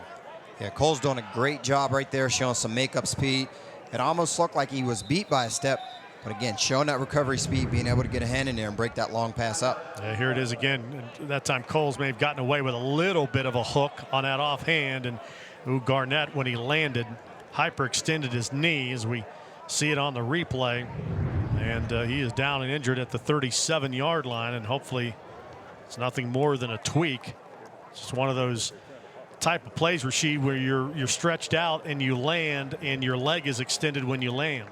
Yeah, that surface and those cleats, you know, you dig them in and you land funny and they catch. And I've had a hyperextended knee, and hopefully that is not the case, but you know, it's an unfortunate situation. You come down on it wrong and it just catches and bends past the point of where it's supposed to be at. So they work on Garnett's left knee. and get him to a seated position. Junior from Dundon, Florida. 19 catches, 255 yards. Get him up, and he's going to walk off the field, a little stiff-legged, but able to walk off under his own power.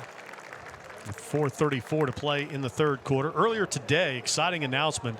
Mountain East Conference was proud to announce that they have teamed with Northside Automotive in a corporate partnership program, as Northside has become the official car dealer of the Mountain East Conference, including their sponsorships of our upcoming Mountain East Conference basketball tournament coverage and, of course, our television package next year. So I want to welcome Northside Automotive to the Mountain East Conference family. 34-7. Blitz comes. Hibbs throws. Right side pass caught. Immediate tackle is applied at the 29-yard line on Boyd. And that'll be a gainer, but not enough for a first down. Trey Sullivan made the stop. Well, what else can you say about Shepherd's defense? But I'll add something else that they do well. They don't miss many tackles. They don't miss a lot of tackles. These guys are athletic. You mentioned it. They can run fast. They can get in the open field and make tackles, and that's what you want as a defense. So everything that we see on paper is adding up to what we see tonight. Gain of 6 on that pass completion from Hibbs to Boyd out to the 29-yard line. Fairmont faces a 3rd down and 4.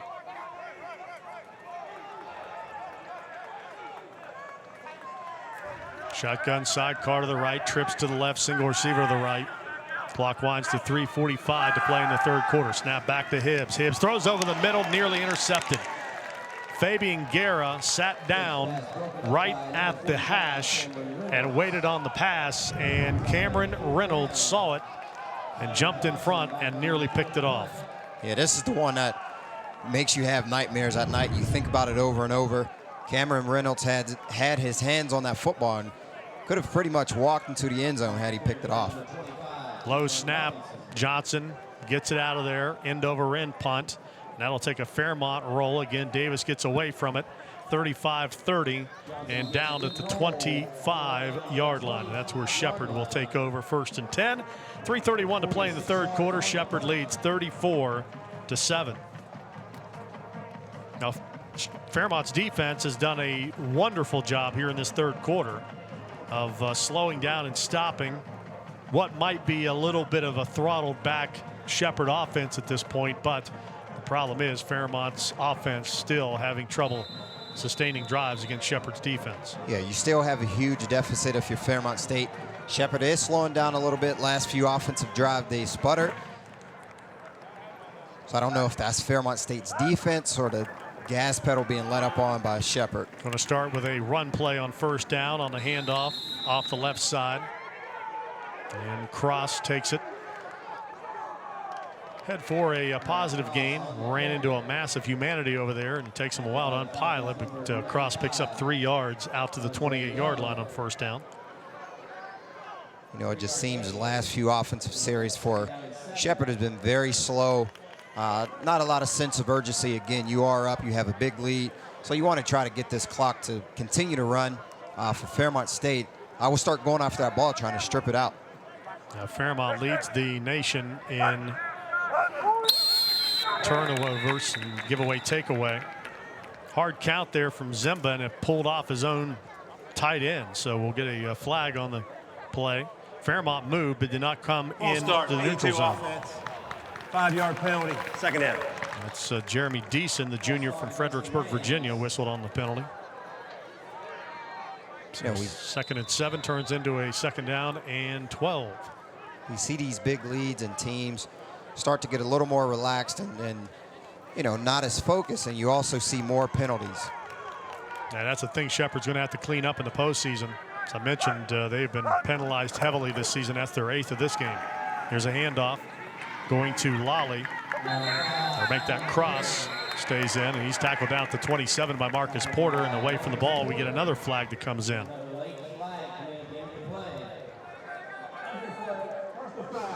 Number 60, defense, unnecessary roughness. 15 yards, automatic 1st down. That one will go against Fairmont State's. He said number 60, but there's no 60 out there for Fairmont State.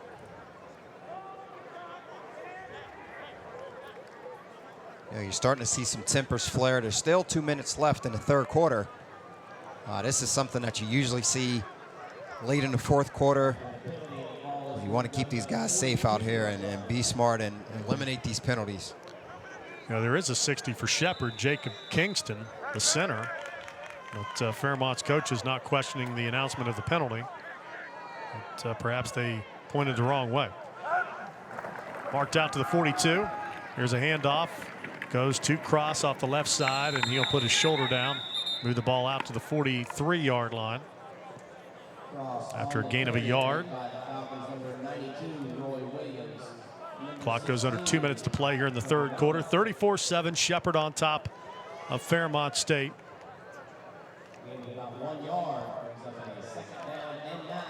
Rams perfectly content now, just eating up this third quarter clock with the big lead. And their defense has shown no signs of cracks in its foundation here tonight for Fairmont to make any type of run. Zimma's back. He's going to bail. 45, 50. First down. Picks up a block at the 40. Down to the 35, 30, 25. And he's drugged down at the 24-yard line by Emmanuel Ivey. Jeff Zimba, again, not known for his running ability, but he has enough wheels to get out of the pocket there. Picked up a nice downfield block. That's right. And not only can he get it done through the air, he's getting it done on the ground right here. Showing some mobility and escapability, being able to get down the field and turn on the jets and picking up a big gainer. Biggest play of the second half for Shepherd. Takes the ball down to the 23-yard line with 70 seconds remaining in the third quarter. Rams on top, 34-7. Turn, hand the ball off to Cross. Cross trying to get outside. He cannot. Fairmont will make the tackle as Trevor Malnick makes the stop after a gain of a yard. I wouldn't be surprised if Shepherd tried to take a shot here and catch Fairmont State sitting back on their heels a little bit. They haven't really done too much offensively through the air. This would be a prime time to go up top and try to steal one. Billy Brown draws single coverage near side.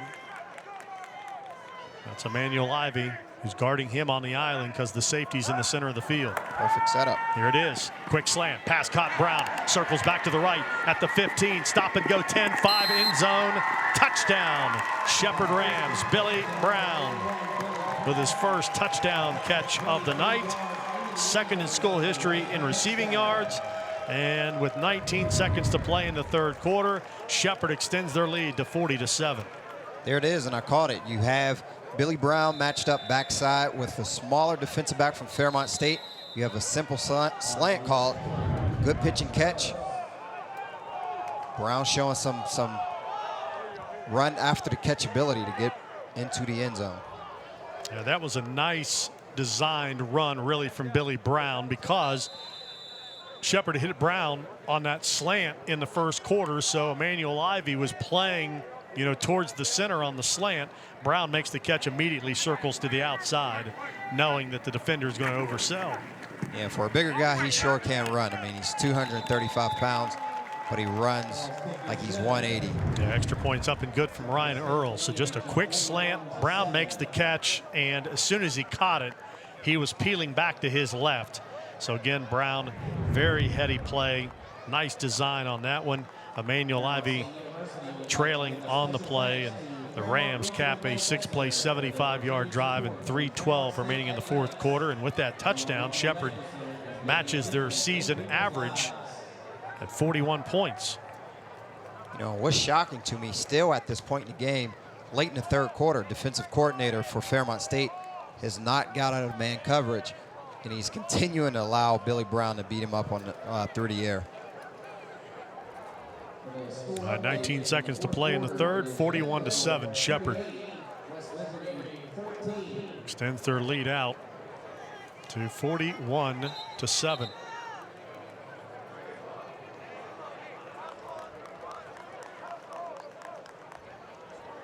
Kickoff coming up from the Rams. Earls.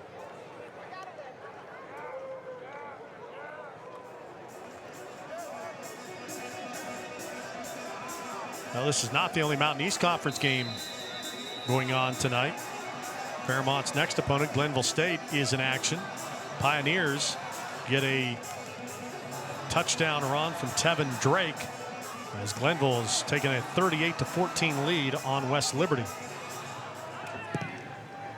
Run up and the kick from Ryan Earls will drive Willis 2 yards away from the end line. He'll take a knee for a touchback. 19 seconds in which to work. Fairmont State with the ball, third quarter, trailing 41-7.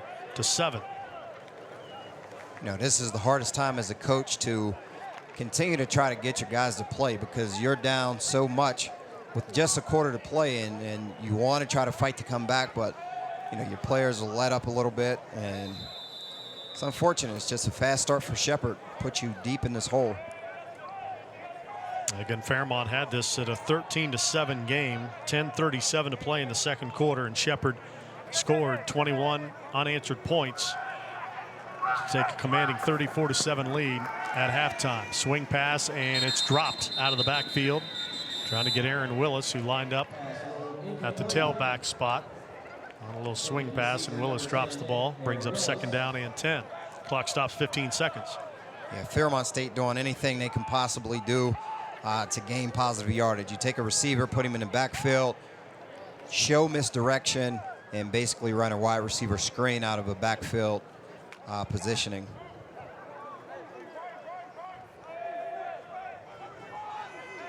All right, 15 seconds. Power pistol to the left. Brandon Ashton-Felter is in as the fullback. Fairmont runs behind it. Here's a handoff. White, he bursts through, then fumbles the ball. At the 40, it is scooped up by Shepherd on the return and tackled at the 38-yard line by Jawan Neal. So White, having his best run of the night so far, just lost the ball. Coming up through the middle, and a scoop up for the Rams, and this Fairmont team that's been so good in taking care of the ball turns it over on a strip. That time, great play by Keon Robinson. Yeah, and I mentioned that the further you get deeper into these games, your body starts to get tired. You're trying to fight for extra effort. When you're running between the tackles, and Austin White knows this, I'm sure, you want to be able to keep two hands on that football, because guys are coming from every other angle to try to get it out.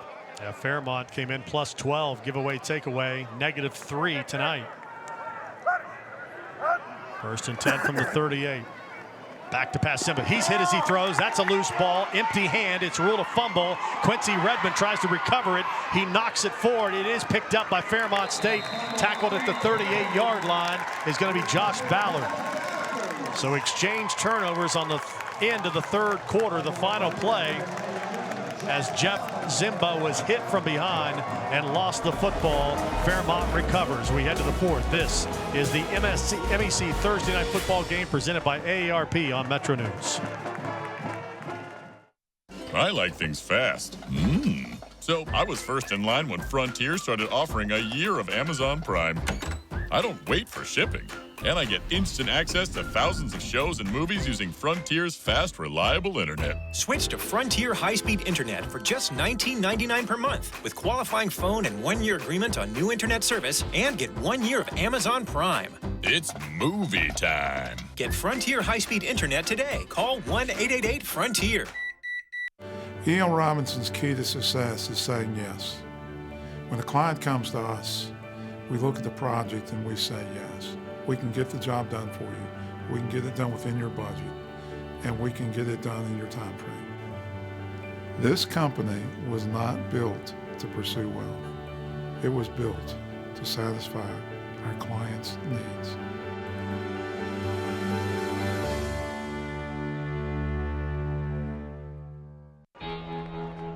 Cheer for the stumbles. The he shoulda had that's. And the tears that linger. For in those moments, greatness lies. There, you will find the provoked, the determined, the unified. It's in those moments that champions are born. It's the Silverado Sell-Down event at Northside Chevrolet, Route 19 in Summersville. The 2016s are on their way, and the discounts have never been better on the 2015s. Regular cabs, double cabs, and crew cabs are all on sale with discounts up to $11,000 on select models. That's right, save up to $11,000 on a new crew cab Silverado. No Foursquare, no gimmicks, just the best deal, period. Drive the few money-saving miles up Route 19 in Summersville or shop online at NorthsideWV.com. Northside Chevrolet, find new roads. This is Mountain East Conference Thursday Night Football, brought to you by AARP.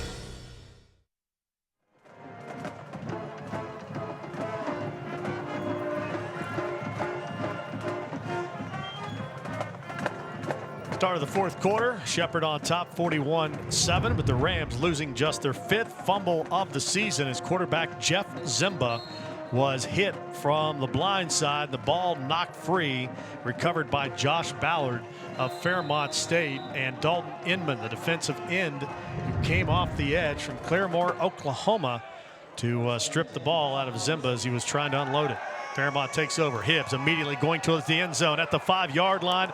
Overthrown by a step and incomplete. Aaron Willis had beaten the defensive back, but Hibbs again just a tick off on a long ball. Yeah, that long ball is very hard to complete. It's one of the lowest percentage completed passes in the game. You need everything to line up, enough air under the ball to get your receiver a chance to run under it right there. It was just a little too flat and a little too far. Second down 10 from the 37-yard line. Fairmont has not scored since that Brandon Boyd touchdown reception with 10:37 to play in the second quarter. Snap back to Hibbs. Here comes pressure. It's picked up. Hibbs throws. Deep pass along the sideline. Caught by Fabian Guerra. Takes a solid shot to the 21-yard line from Trey Sullivan. Hangs on for the first down. That's a gain of 15 on the play.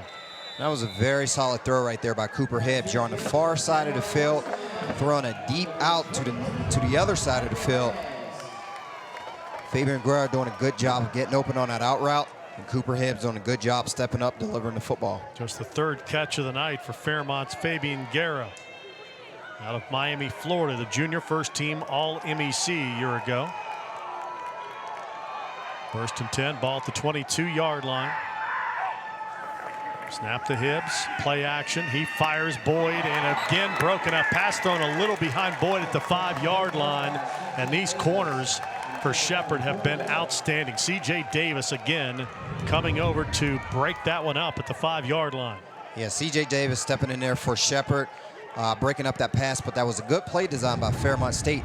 You have that ride on the fake that's going to step the linebackers in, give yourself a window to get the ball in there. But for Cooper Hibbs, you want to be able to get it in a better spot. Yeah, put it in front of him instead of behind him. It really helped out Davis on that play. Second down 10 from the 22. Fully loaded shotgun. Snap to Hibbs. Play action fake again. Comes back, same route. Pass caught Boyd. Run in, touchdown. Fairmont State. I guess if it doesn't work the first time, run it again. Yeah, they did. And Boyd made the catch that time with plenty of room on the defensive back and ran it in for the touchdown. And that time Cooper Hibbs did lead Brandon Boyd, and Boyd having his best night as a Fighting Falcon so far this season. Yeah, Brandon Boyd doing a good job right there again on that skinny post. Fairmont State coming up, showing the same exact play action right there, riding that fake and hitting that skinny post in the window, beating C.J. Davis. Boyd's 2nd touchdown catch of the night. Extra point was good with 14:10 remaining here in the fourth quarter. Shepherd still leading 41-14. This is Thursday Night Football from the Mountain East Conference. E.L. Robinson's key to success is saying yes. When a client comes to us, we look at the project and we say yes. We can get the job done for you. We can get it done within your budget, and we can get it done in your time frame. This company was not built to pursue wealth. It was built to satisfy our clients' needs.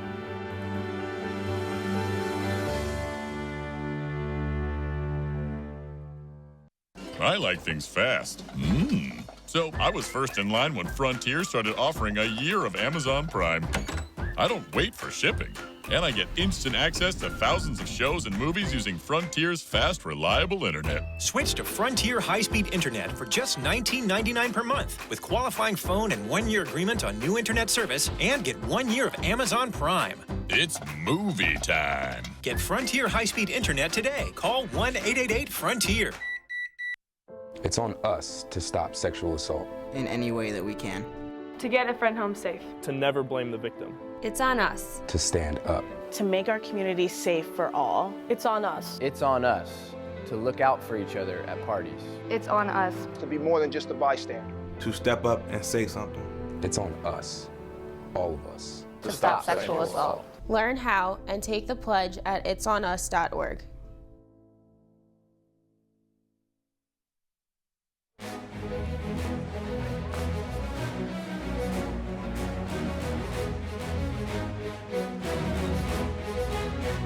Touchdown for Fairmont State. Brandon Boyd, 10 catches on the night, 2 touchdowns for Fairmont State. Cooper Hibbs throwing his second touchdown of the night. Did have that first half interception that was returned down to the 2-yard line, just the second interception of the season thrown by Cooper Hibbs, but a very efficient night for both quarterbacks here tonight. Yeah, both of these guys, like we talked about in the pregame, they've been taking care of the football.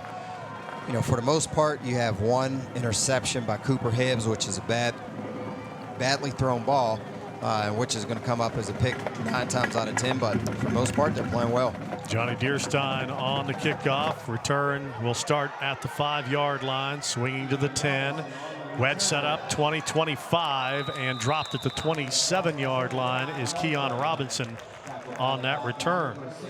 So we talked about both these quarterbacks playing at a very high level this season. Both are near the top of the league in passing efficiency and taking care of the ball. Jeff Zimba, 14 of 21 on the night, 217 yards, 2 touchdowns, no interception, did have the fumble on the last possession. Cooper Hibbs, 15 of 34, just a shade under 200 yards, just fired his second touchdown pass of the night, and as Rashid mentioned, had that very critical 1 interception deep in Shepherd's End that was returned all the way down to the 2-yard line. The Rams would score on the next play. 1st and 10, Rams. Wing left, single setback, and they'll run the handoff to Cross. Fairmont's Quincy Redmond grabs him by the shirt collar and will hold him up until he can get the rest of his body on Cross and set him down after a yard pickup. Cross 14, now 15 carries, 111 yards and a touchdown on the night. Billy Brown, 7 catches, 121 yards. As Shepherd has changed quarterbacks, we'll close the books on Jeff Zimba tonight. Connor Jessup, a sophomore from Ashburn, Virginia, is checked in. On 2nd down, 9 from the 28-yard line. Jessup is back. He's going to throw, and the pass is going to be caught on a wide receiver screen and slung down at the 36-yard line. That pass was pulled in by Tyrell Hollingsworth, his first catch of the night. First completion, of course, for Jessup. And as Shepherd offensive coaching staff is not wasting any time to get Jessup lathered up. First play in there, you have a long throw to the wide side of the field. 19th completion of the season. Now it's 3rd down in the yard. Shepherd goes unbalanced line. There's flags down. We'll stop the play on the handoff. False start, everybody but the center.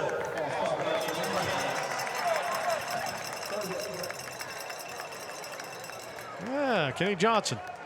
A little official humor there, right? Everybody but the center. Never heard that one. All right, ball goes back to the 31-yard line. He's up 3rd down and a long 6, almost 7 for Shepherd with Connor Jessup at quarterback. Got some subs out there in the receiving core as well. So Billy Brown is out of the game. His night may be done with 7 catches, 121 yards. Snap back to Jessup. Pressure comes. He's going to throw. High throw, incomplete. Squirewell was the intended target, and it goes over his head. And Shepherd is forced to punt with 12:22 to play in the 4th quarter. Yeah, Jessup standing 6'4". You want to be able to get that ball down. Throw into a smaller target at 5'9", which makes for a difficult throw down the field, but you want to be able to get that down. All right, punt time for Venter. 3 punts, 42-yard average. The product from the University City. And boy, he boots that one high, long. Christopher Lee catches it in the web of his hands at the 20, tries to dance around, and is dropped at the 23-yard line. Boy, Venter is a nice punter. Long of 52 on the night. That was a beautiful punt right there. Even better catch by Christopher Lee. I'm not sure if you saw that, Travis. Fingertip catch, pretty much over the shoulder. You want to be able to secure that ball out of the air in your basket as a punt returner, not extend it. All right. Basketball season right around the corner. Media Day in West Liberty is at the top of the poll, both men's and women's. And of course, West Liberty features the Mountain East Conference Player of the Year and National Player of the Year candidate, All-American Seeger Bonfant. Leads the Hilltoppers' high-scoring offensive attack. They averaged over 100 points per game last season. We mentioned they lost in the regional championships to eventual national runner-up IUP. So basketball season right around the corner, and you can check out all the information you need to know about Mountain East Conference men's and women's basketball on the conference website. That's mountaineastconference.org, or check out all the information you need at wvmetronews.com. Just click on the MEC banner under sports. Run for White on first down. Carries the ball out to the 33-yard line. Fairmont cranks and fires. Hibbs going deep, and the pass is underthrown, and the receiver trying to work his way back to it. Could not quite get there. That's Aaron Willis down to the 30-yard line. Going to have a roughing the passer call on Shepard as Hibbs. Well, Hibbs has gotten roughed up here tonight. Second time he's taken a roughing the passer penalty. Also got knocked out of the game for a play on a clean hit from Shepard. But Hibbs certainly going to feel this one tomorrow. Yeah, that's why that ball was badly underthrown. You have some pressure in your face and a lot of contact on the delivery of that throw. So the ball comes out to the 48-yard line, where it's going to be 1st and 10 for Fairmont.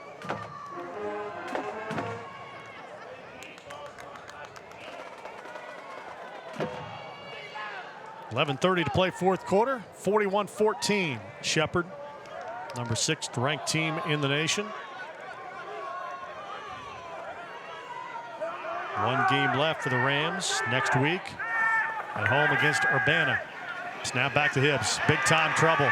Spun down, sacked all the way back at the 30-yard line by Marshall Munden, defensive lineman, transfer from Hampton. So Shepard just sends new guys in, and it looks like the old guys. Yeah, these guys don't stop. And Munden, 6'6", big guy. You can see right there, he pretty much just overpowered the guy in front of him and got to Cooper Hibbs and got him down.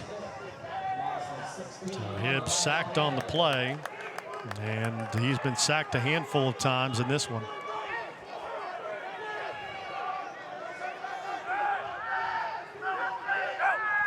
Bring up second down, 26. They go back to the draw handoff. Here comes White over the 35, 40, 45 at the 47-yard line. Ball came loose, but the officials ruled that he was down. It'll be a 16-yard pickup. On the run for Austin White, the senior from Livonia, Michigan. Austin White's definitely not going down without a fight again. It's very important. It's late in the game. Remember to tuck that football. Though he was down, he's continuing to run hard just as he was in the first quarter. But be careful swinging that ball in the open field. I'll tell you what, that ball was way out. Yeah, it was. Was way out. Good hit by Juwan Neal. So Fairmont catches a break there at the 48-yard line. I didn't see the recovery, so I'm not sure who recovered the ball because the whistles were blowing, but Fairmont will maintain it. 3rd down, 10, ball at the 48. Snap back, Cooper Hibbs cranks, fires, deep ball looking for Willis again. Willis tries to come back to the ball. He was impeded, and a flag comes in at the 11-yard line. So Fairmont has tried to get Willis the ball multiple times down the field here in the second half, and Cooper Hibbs likes to underthrow those and allow Willis to come back. Pass interference, defense, number 4. 15 yards to previous spot, automatic first down. Keith Davis, transfer from Morgan State, whistled on that one. Yeah, and a lot of times on those underthrown balls, you will get a pass interference because the defensive back loses track of where the football is, never looks back to defend the ball, and the ref will throw that every time. So ball down to the 38-yard line with under 10 minutes to play. Shepherd leads 41-14. Shotgun sidecar to the right, trips to the right, snap back to Hibbs, throws the wide receiver screen. LaChristopher Lee dances at the 30, gets tackled and hit from behind and dropped inside the 30 at the 29-yard line.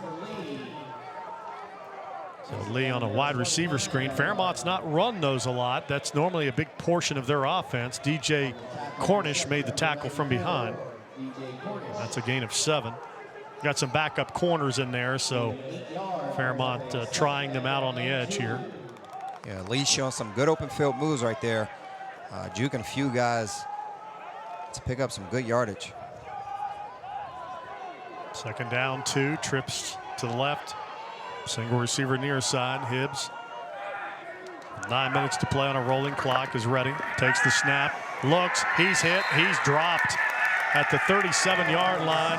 On that play action, he stuck it into the belly of White, and as soon as he pulled it out, he found big Shaquille Melvin, the defensive lineman, on his back, and he is sacked down on the play for the second time in this drive. And Travis, you mentioned it. You get that first unit out, you get their subs in, and they don't miss a beat. These guys are picking up exactly where they left off. Good play, Shaquille Melvin. Now, Munden Melvin with a sack on this drive. And as I mentioned, it bears repeating, Fairmont coming into this game had only given up, I believe, 11 sacks on the entire season, and Hibbs had attempted 263 passes. So the offensive line for Fairmont State, one that was pieced together really in two-a-day camp, has been pretty good this season. Hibbs back again. This time he's clean. He throws to the end zone. Boyd is going to be interfered with inside the 5. So Fairmont will pick up another pass interference penalty as they tried to hit Brandon Boyd deep down the middle. And the Falcons will get a first down by way of penalty. Defense number 26. 15-yard penalty, automatic first down. Ron Neal whistled on that one. Yeah, one thing here in this secondary, we've seen more pass interference penalties than the actual #1 unit. These guys not getting a lot of work. On the sideline, you jump into there, and in live action, they're going to test you. Yeah, Boyd made sure the official saw it. He was calling for the penalty before the ball had even landed. Twins left, Twins right. Now they motion to trips. Hand off to White, and White runs into the pile. And at the 21-yard line, that run ends after a pickup of just a yard for Austin White. Clock winds to 7:47. Fairmont trails 41-14. And the Falcons will close out the season next Thursday night at Glenville State. And what will be a crucial game for both teams in terms of season-ending position in the Mountain East Conference. Both are eliminated from the postseason, of course, but in the grand scheme of the slotting in the league, a lot will be decided next Thursday night. Glenville beating West Liberty tonight. Here's a pass over the middle and a rare drop from Fabian Guerra. Pass thrown a little behind him, but normally Guerra is a magnet to those balls at the 11-yard line, and it falls incomplete. You actually know what Cooper Hibbs saw right there. You have a very quick window that's going to open and close, and you want to try to fit that ball in. You want to be able to get out in front, but again, that window closes so fast, you just force that ball in there, and it happened to be behind him. But you mentioned Guerra, usually a sure-handed receiver can come up with that catch. Put it on the ground there. All right, 3rd and 9. 2-down territory here for Fairmont State. Falcons from the 21 of Shepherd. Trailing in the game 41-14. Hibbs is back. They run up his back again, and he is sacked down again at the 32-yard line. And we'll give that one to Michael Wingard. He was the first one there, along with 44 Connor Simpson. I'll tell you what, Cooper Hibbs will definitely be sore tomorrow morning. The Shepherd defense has gotten to him a lot tonight, banged him around, hit him late after the play. He's going to feel this tomorrow. John Hall was there as well.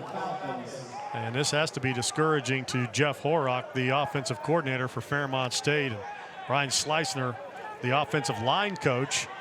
because this is the second team defensive line from Shepherd that's pushing your first team guys around here. Which really speaks highly of Shepherd's defense because you have depth. 4th and 17 from the 29-yard line. Snap is back. Hibbs stands in. He's going to float it to the end zone. Has Boyd. Boyd tries to come back to the ball, and a flag comes in the back of the end zone. So Fairmont has kept this drive alive again because another pass interference penalty. This one occurred in the end zone. Pass interference, defense, number 38. 15-yard penalty, automatic first down. Yeah, and you mentioned it, Travis, has been pass interference penalties that has kept this drive alive. The Shepherd defensive backfield is really getting tested. It's Omar Branch called on that one, and he didn't play the ball, just didn't turn around, was in good position. And if he turns his head around and makes a play on the ball, it's probably a no call. But yeah, you're right, the pass interference penalty right now is Fairmont's best third down conversion play. That's it. The best defensive backs are able to locate and spot the ball, know where it is. You're never lost in that backside position. Branch just a sophomore, Brandywine, Maryland. 1st and 10, Fairmont ball at the 15. Garrett goes in motion. Snap back to Hibbs. Hibbs fires it over the middle, diving interception at the 1-yard line, and it is a pickoff for Antonio Smith. Defensive back from California, Maryland, with a diving interception as Hibbs trying to fire that slant, and just a great defensive play as Hibbs throws his second interception of the night. That was the same exact play that Fairmont State scored on the skinny post. Cooper Hibbs forced that ball in there. You kind of premeditate where you're going to go with the ball pre-snap. Not the same as the touchdown pass. Yeah, they were all over Brandon Boyd on that one. Shepherd takes over the ball with 6:08 to play in the fourth quarter, leading 41-14. This is Thursday Night Football from the Mountain East Conference. Hi, it's Tony Caridi with your invitation to join us every night for the Northside Automotive statewide sports line. If it's happening in West Virginia in its sports, we'll talk about it. So join us here nightly at 6:06 for the Northside Automotive statewide sports line. We have so much to celebrate in Division II, but we're especially proud of our commitment to Make-A-Wish. Division II student athletes have led a 10-year initiative to raise funds and help grant wishes of children with life-threatening medical conditions. Nearly $3 million have been raised, and hundreds of children's wishes have been granted. We play hard, we work hard, and we support others in need. Why? It's simple. Because we care.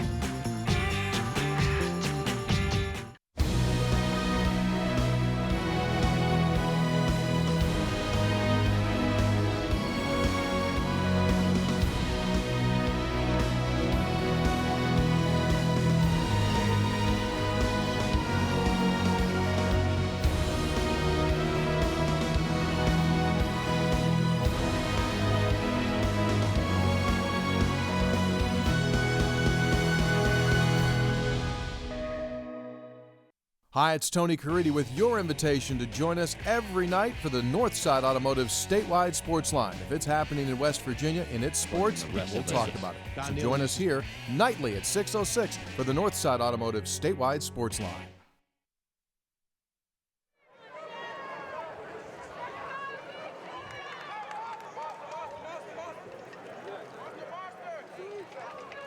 Well, Fairmont quarterback Cooper Hibbs at one time was just one of 9 Division II quarterbacks not to throw an interception 7 games into the season.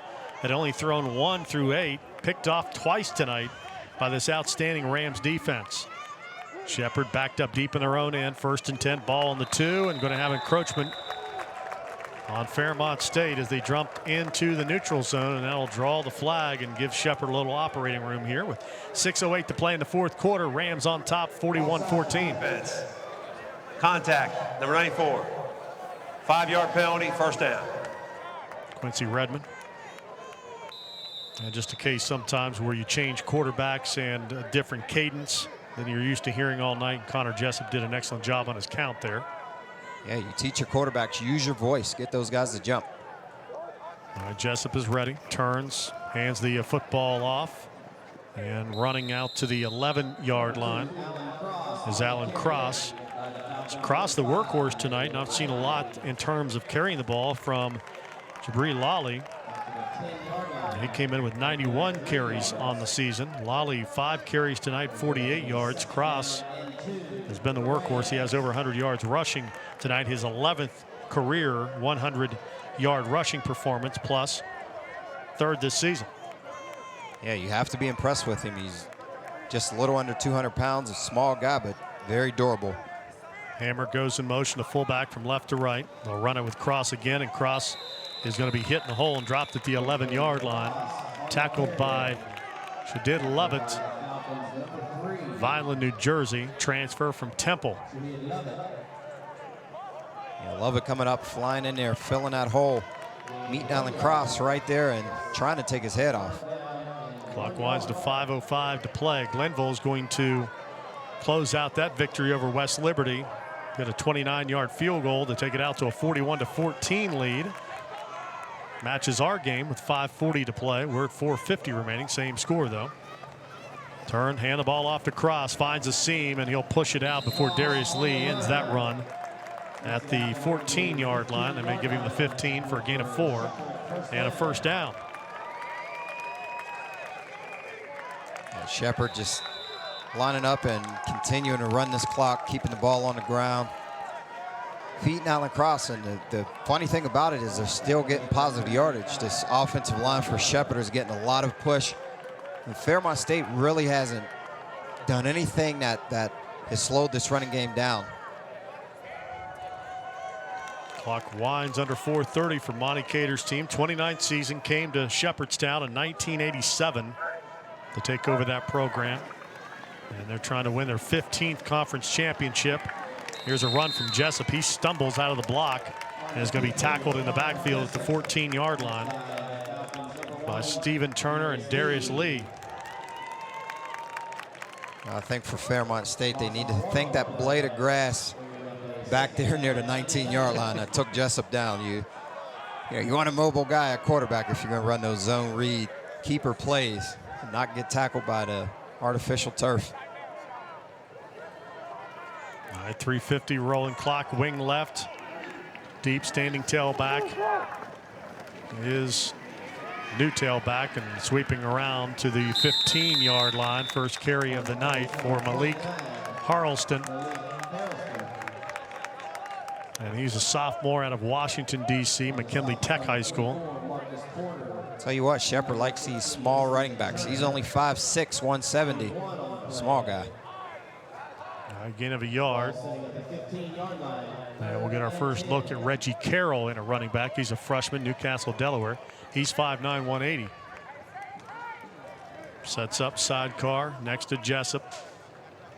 3rd and 10 from the 15. Clock under 3 minutes to play. Snap back to Jessup. Falcons bring pressure, and Quincy Redmond's going to sack him at the 10-yard line with a flag down. That's going to be a hold on Shepard. They held Redmond, and Redmond still was able to get off that hold and get the sack. 56 offense, penalties decline. 4th down. That'll force a Shepard punt. 2:50 to play in the 4th quarter. Shepard offense had scored 34 in the first half. And Fairmont's defense has held them to just a touchdown here in the second half. 41-7.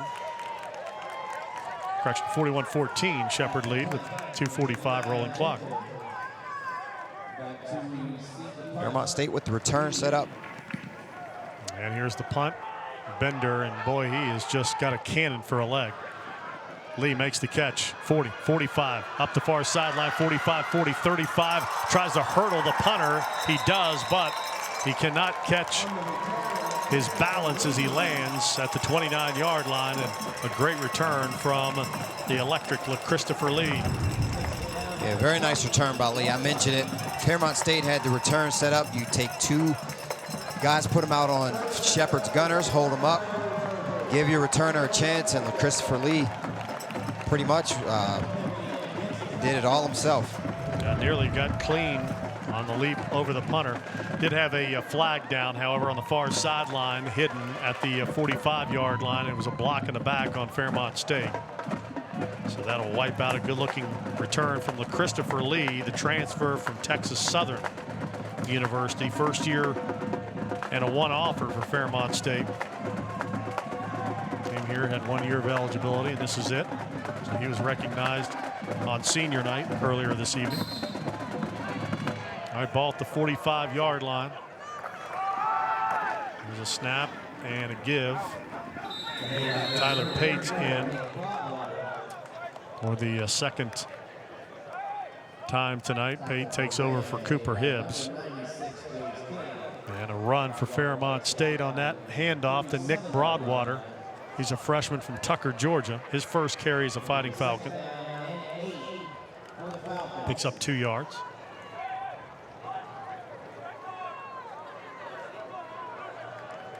.150 rolling clock. Tyler Pate, the senior quarterback from Hurricane. Started 4 games last season for Fairmont State with Cooper Hibbs. Missed those starts due to injury. Pate's first pass falls incomplete. Trying to hit Aaron Willis on the far sideline, and Pate had pressure on him. Brings up 3rd down and 8. Clock stops, 1:37 to play. Yeah, it looked like you had a post up top. A little bit of pressure forced you to get rid of that ball early. You want to try to get it toward the middle of the field if you have a post route called.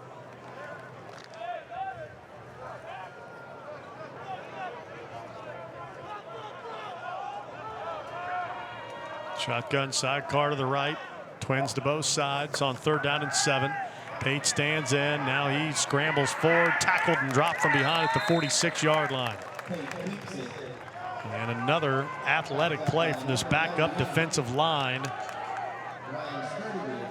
Ryan Sturdivant on the stop from Lackawanna Community College. Sturdivant coming up with the sack right there. It's like Shepherd has a defensive line production in their program. These guys just rotate through and they don't miss a beat. New punter, Tiger McKinney, on for Fairmont State. His first punt of the season.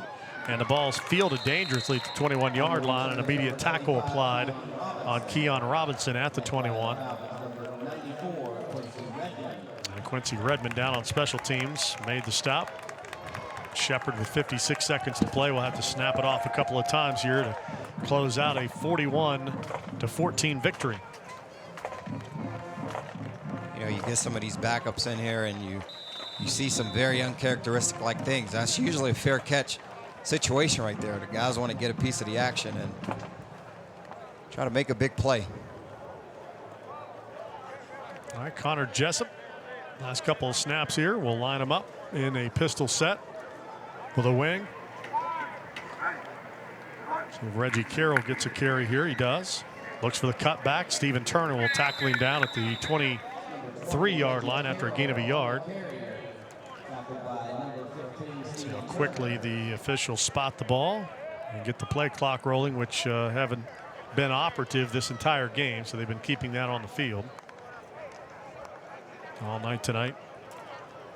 And Shepherd looks like they'll run one more play. 41-14, Rams in the lead. Jessup ready to take the snap. It's back. Handoff goes to Carroll. Cut back 25, and he'll drag a defender. That's Trevor Malnick out to the 29-yard line, and that will be it. Monty Cater will start the walk across the field to shake hands with Jason Woodman as Monty picks up another victory here tonight, the 247th of his career, and that moves Cater into sole possession of 4th place in the winningest active NCAA football coaches. Cater now trails Dennis Dowds of East Stroudsburg by just 8 wins. So Monty Cater and Shepherd victorious. The number 6 team in the country moves their record to 9-0. Stay with us. More coming up on the postgame show. This is Mountain East Conference football from Metro News.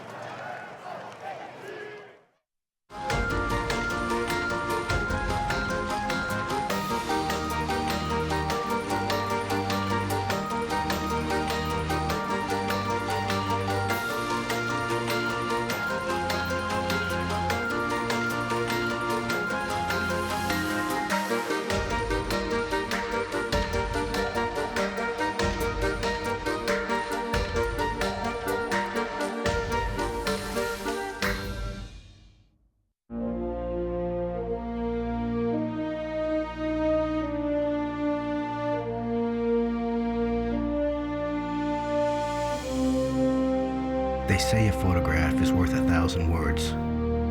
We say it's worth a whole lot more than that. Dear National Guard, are you up to it? It's up to you. A home for our heroes. That's what the West Virginia Veterans Nursing Facility in Clarksburg offers. Personal, compassionate care in a state-of-the-art facility that includes a licensed Alzheimer's unit, a chapel, access to secure gardens and porches, regular outings, recreational opportunities, and much more. No veteran is turned down due to finances. Maximum rates at the West Virginia Veterans Nursing Facility are a third of the national average. Visit veterans.wv.gov or call 866-WV4-VETS. E.L. Robinson's key to success is saying yes. When a client comes to us, we look at the project and we say yes. We can get the job done for you. We can get it done within your budget, and we can get it done in your time frame. This company was not built to pursue wealth. It was built to satisfy our clients' needs.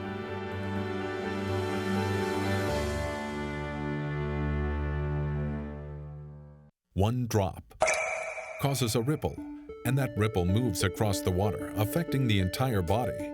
Much the same way, when our schools educate our children for high-tech new economy jobs, the effects flow through West Virginia. These technology-based businesses see we have a workforce ready to grow their industry, and they move here. Then our children get those jobs and stay here. Call your state legislator and ask, what are you doing to bring high-tech businesses to West Virginia? From the West Virginia High Technology Foundation. Impressive win for Shepherd, 41-14 over Fairmont State tonight. Fairmont cut the lead to 6 after a touchdown catch from Brandon Boyd, 13-7, but then 3 unanswered touchdowns for the Shepherd Rams, including our play of the game, a block punt. Angelo Gene Lewis with the block. Trey Sullivan scoops it up, runs it in from 15 yards out, and that took it out to a 34-7 lead. Our West Virginia Air National Guard play of the game.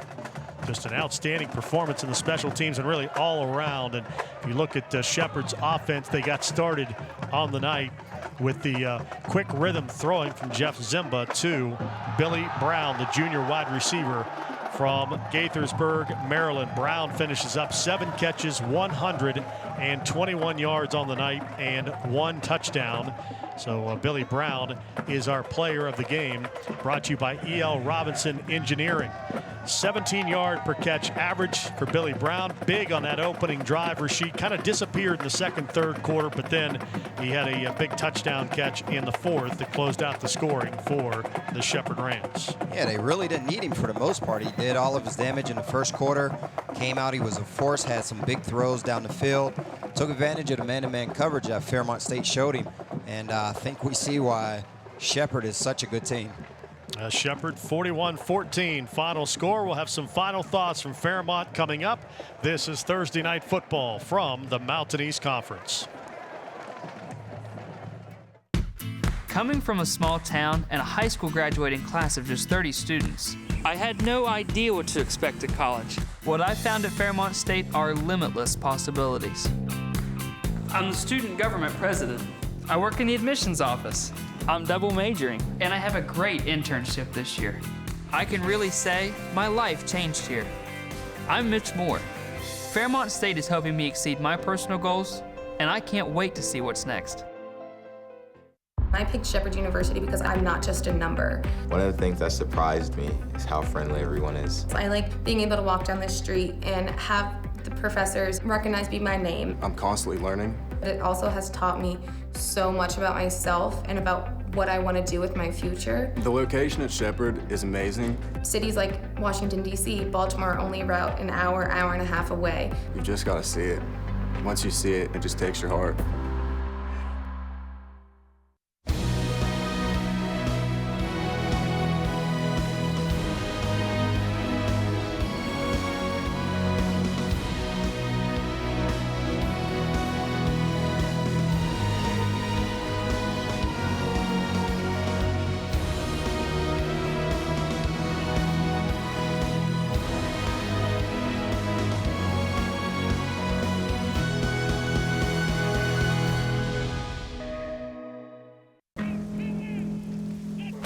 Celebrate the soggy shoes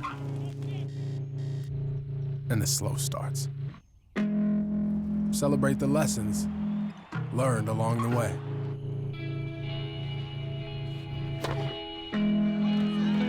These are the wins. Not the shiny, nail-biting kind. These are the last a lifetime kind. This is Mountain East Conference Thursday Night Football, brought to you by AARP. Shepherd beats Fairmont State 41-14 here tonight to move their record to 9-0 on the season. So Shepherd maintains their lead in the conference standings, and Shepherd has wrapped up the Mountain East Conference regular season championship at 9-0. They will take on Urbana coming up next week. University of Charleston is 8-1. We're still playing on conference game against Alderson Broadus next week. With Glenville State's win tonight against West Liberty, now 6-3 overall. Fairmont State drops to 5-4 into a tie with West Virginia State for that number 4 slot. So you can see next week in our game, Fairmont State and Glenville State are broadcast next Thursday night.